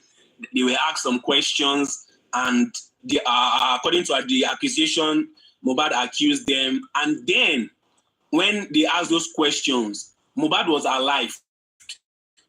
Mohbad had not died when he said, if I die, hold Naira Marley and Sam Larry responsible. After he made that statement, he did not die immediately. He even lived more than a year. If you are following, he lived more than a year after that accusation. Are you following? I don't think the law doesn't work. If you want to remove sentiment, the law doesn't work. They have to work around all this information, both everything that is made about the wife and I did not say the law is right of not working according to. I'm telling you what happened after then. I'm telling you what happened. I'm not telling you about what the law is supposed to do or what the law is not supposed to do. I'm telling you the facts now. What happened after then? After Mohbad had accused Naira Marley and Sam Larry, after a year, after the accusation, Mohbad was still alive. That is the thing you should know. But after Mohbad had accused Wummi, his partner or his wife or his girlfriend whatsoever, Mohbad did not use 3 months.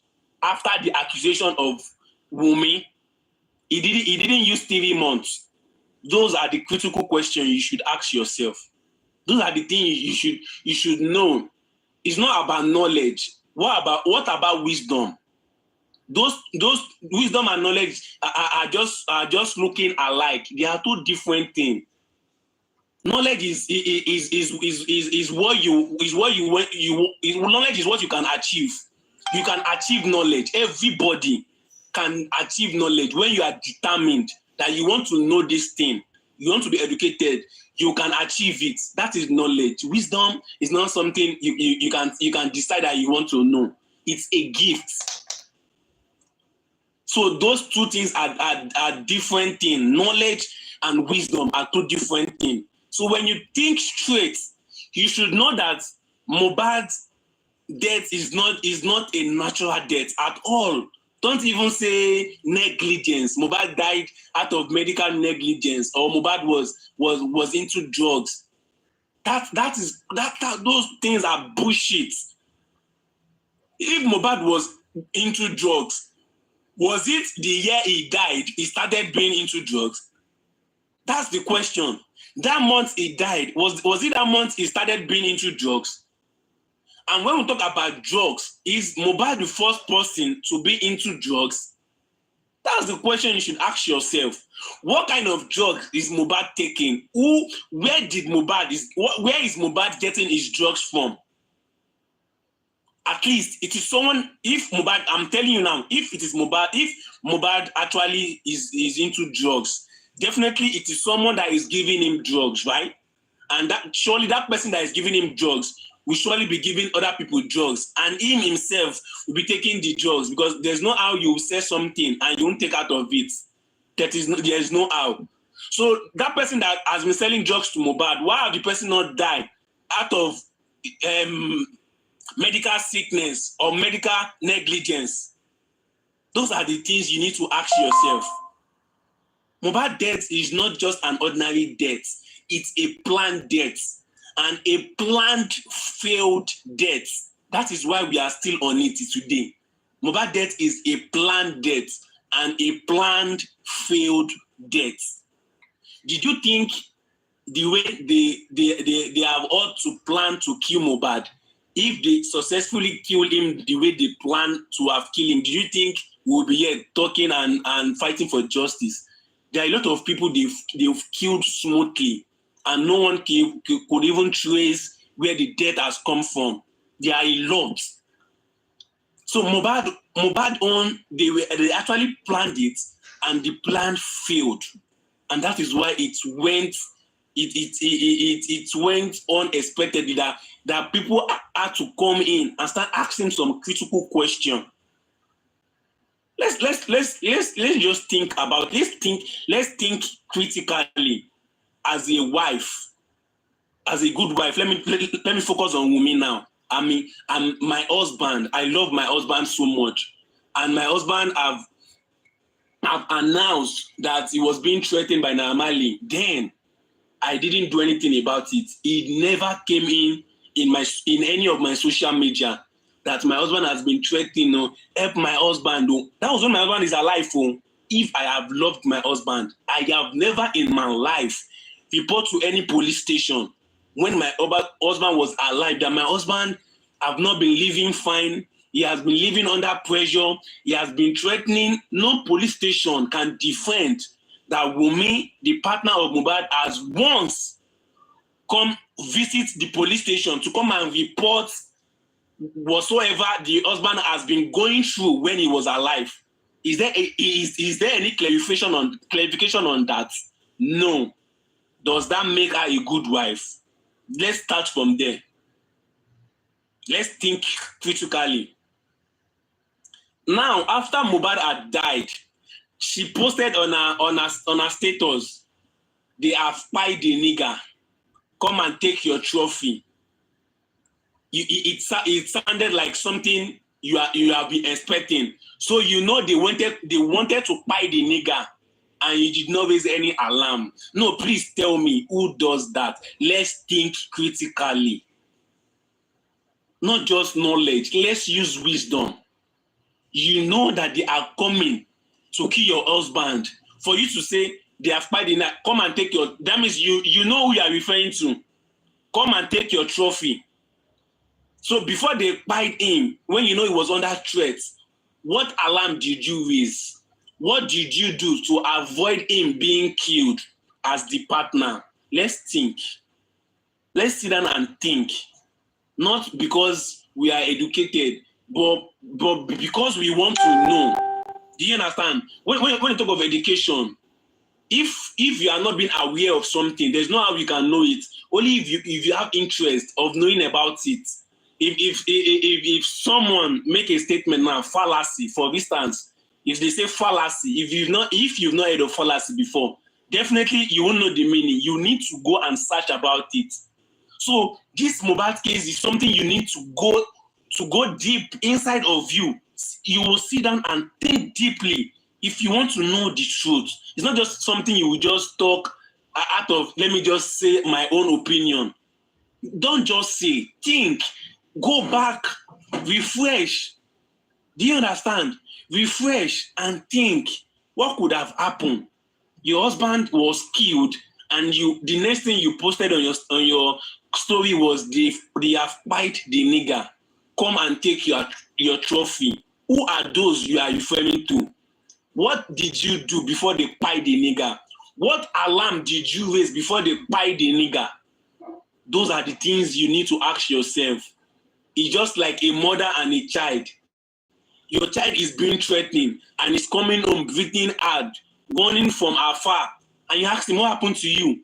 Even if he didn't tell you, and that same child now maybe posted it in any social media, and you are able to see it as a mother, won't you raise alarm for the safety of your child?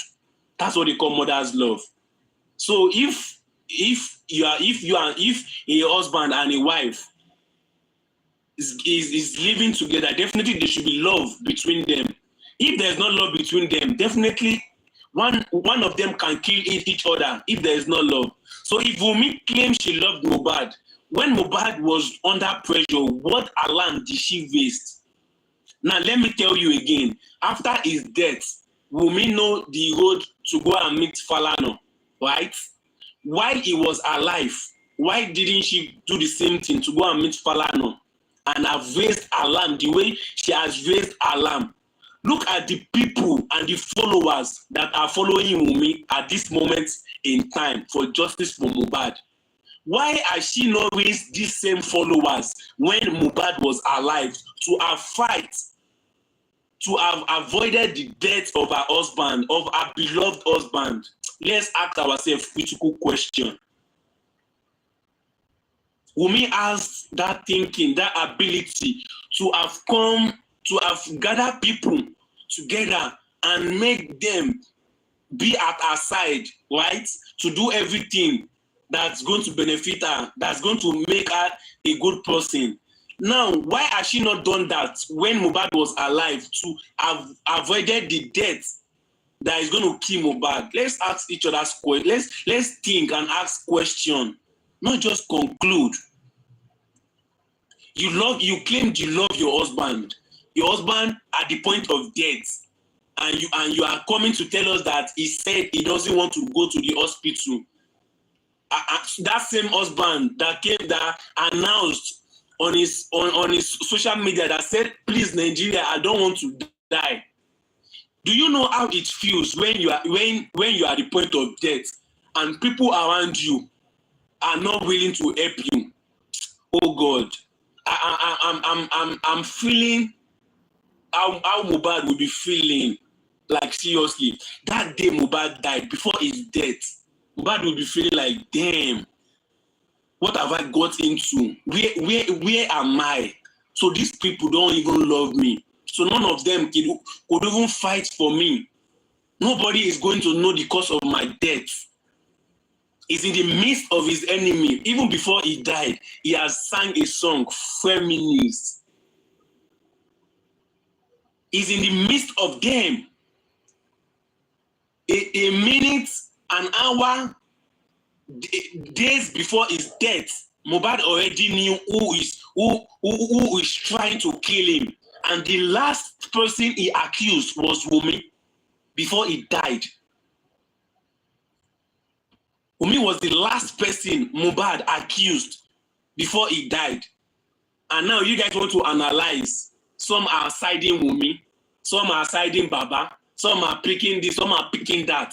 Why don't we start from where Mohbad has stopped talking? At least you guys that are talking and analyzing now, it's because you have the grace. Because you are living, you are breathing. That is why you are analyzing. Mohbad has stopped breathing. Those things he has analyzed by himself, those things he has said by himself, why didn't you start from there? Why did you dump it?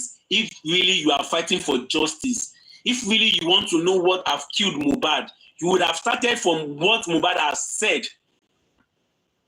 The last statement, the last word, the last song, the last things he said before he died, that is where you would have started from. We were told 15 people were in the house with Mohbad when they came back from the show. At least some people were saying, according to the news, Mohbad had a fight in the show and all of that. He fight with Pine Boy and he blew the glass and he was bleeding previously and rubbish and rubbish. Everything they said can still be used against them, especially the wife, because the wife is with them. The wife went with them to the show. Even if she claimed that she was not there when the fight happened or when he broke the glass and all of that, at least if she accepted that a fight had happened in that show and Mohbad blew a glass and he started bleeding, what stopped her and the rest of them to branch to the nearest hospital to start a treatment on her husband? What stopped them from rushing to hospital to start a treatment on that same beloved husband? Is the wife not aware? If she's not aware of the fight, is she not aware of the bleeding? At least we heard the report from the police. He bleeded previously.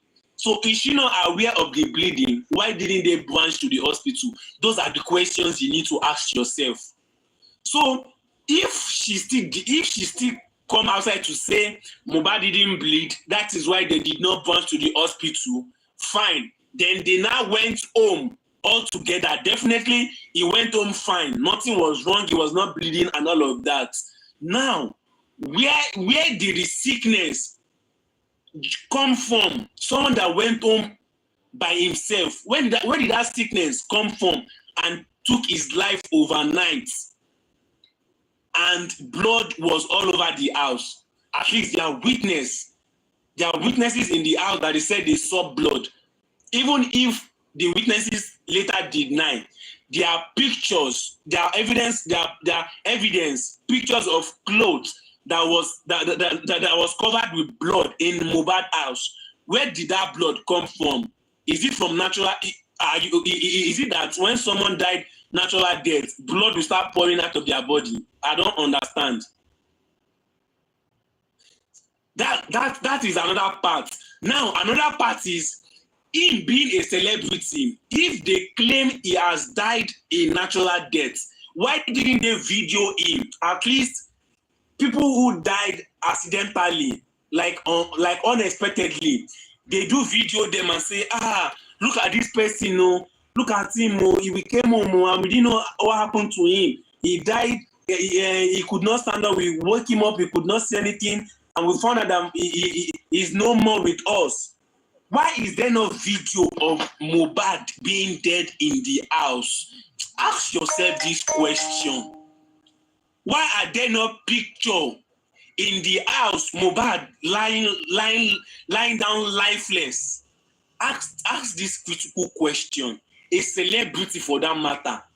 even a common person, they will make a video for remembrance that, oh, this is how this person left us as a celebrity. Why is there no video evidence that Mohbad died natural death in his house? Why is there not picture that Mohbad died natural in his house? Those are the questions you need to ask yourself. We also heard that every celebrity or every person that went to Mohbad's house that day he was announced dead, they before they could enter the house, they were all collecting their phone. We heard it, right? It was so clean. Why is that happening? That is another question. Because you can't tell me that everyone that go and see Mohbad's body will not have interest of taking a picture of Mohbad, like, I'm dead. I'm there to confirm that Mohbad is dead. I have a picture, I have a video. Look at Mohbad lying down lifelessly. Why is there no picture? So are you saying everyone that has gone to see that body has the same interest or has the same intention of not taking picture and video if it has not been altered or if it has not been said by someone that none of them should take a video and picture? Why is it like that? A celebrity for that matter. Those are the questions you need to ask yourself. It's not about knowledge, it's about wisdom. Those are the things you need to ask. Wummi as the wife, right? If nobody, I'm giving her this grace. If nobody, I repeat, if nobody could remember or could say they have no intention of taking Mohbad's picture or Mohbad's video, Wummi as the wife could have taken it before the last breath of Mohbad out of fear. I don't have anything in Mohbad's death. Look at Mohbad. Look at him. He could not breathe well. He could not do this. We asked him to take him to the hospital. He rejected. Look at him while he was still alive. There would have been a video to prove that she actually wanted to take him to the hospital. Mohbad rejected. Is there any video like that? Because if Wummi have done that kind of video, Mohbad would have tried so hard to talk in that video. Definitely Wummi does not have any video like that. So your husband is dying before his death. Nothing could have come up. No video, no evidence, no picture. Even after his death, everyone that come to see him in his house, none of them could take a picture and a video of a celebrity that died in his house naturally. Make it make sense. No, let's make it make sense. Is it about knowledge? What about wisdom? Make it make sense. Now, after the death, look at the attitude that is coming out from Wummi as the wife of the dismissed. Look at the attitude. Is she acting like someone that is looking for justice for Mohbad? Is that not enough for you to check in? Is that not enough for you to check in that there's something fishy? There was a time they suspended the corona inquest. And some people made a video. They said they saw Wummi and Mohbad taking picture, laughing, happy, dancing. No, make it make sense. Can you make it make sense? You are happy that the corona inquest was postponed. Of what joy is it bringing to you and your child, if that child is Mohbad's son? What joy is it bringing to you? Let's make it make sense. Adura, DJ Bami, and all of the rest in the house. When you checkmate all of their statements, you see that most times they are tackling themselves. They are not saying the same thing. They are not saying the same thing. And where I am really disappointed in justice for Mohbad is everyone in that house that day Mohbad died, they were supposed to be arrested. They were not even if not for being a suspect, at least a witness. They were supposed to be arrested separately and the police will go to one of them individually and ask questions, you will see they will never say the same thing. There will be a mistake. There is not how you will plan something and a mistake will not come if it is a plan of evil. I don't think if you guys are following me, that is the beginning of the mistake for justice for Mohbad. Those people in that house was released. Everybody has freedom. They could talk to each other to their satisfaction. They could plan on what to say if they are to call them back to ask them questions. That's bullshit. So anyone saying Mohbad died natural death or Mohbad died out of medical whatsoever negligence, that is bullshit. That is bullshit. Bullshit. Go and listen to Mohbad's songs. Yeah. Ó ti wà lọ́wọ́ àwọn èèyàn kan nínú àwọn dẹ̀dú lọ tú àṣírí síta. Kí ló dé tó jẹ́ pò ló lọ sáré lọ rà rẹ́sì ọmọ yẹn? Tó ibẹ̀ ló yẹ kí gbogbo wa náà ká dẹnu ká kan ojú ọ̀rọ̀ kan. Wọ́n ò gbọ́dọ̀ fi dààmú lálẹ̀ àbí kí ló ń pè tán mú yẹn. Let's come back here, please. Let's come back. Kéèsì yẹn ti bàjẹ́.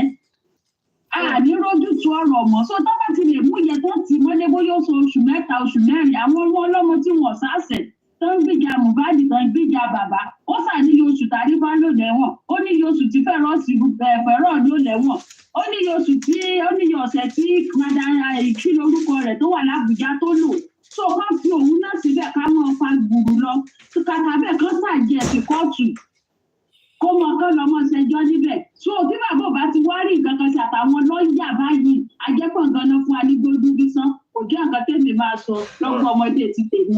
All right, acupuncture.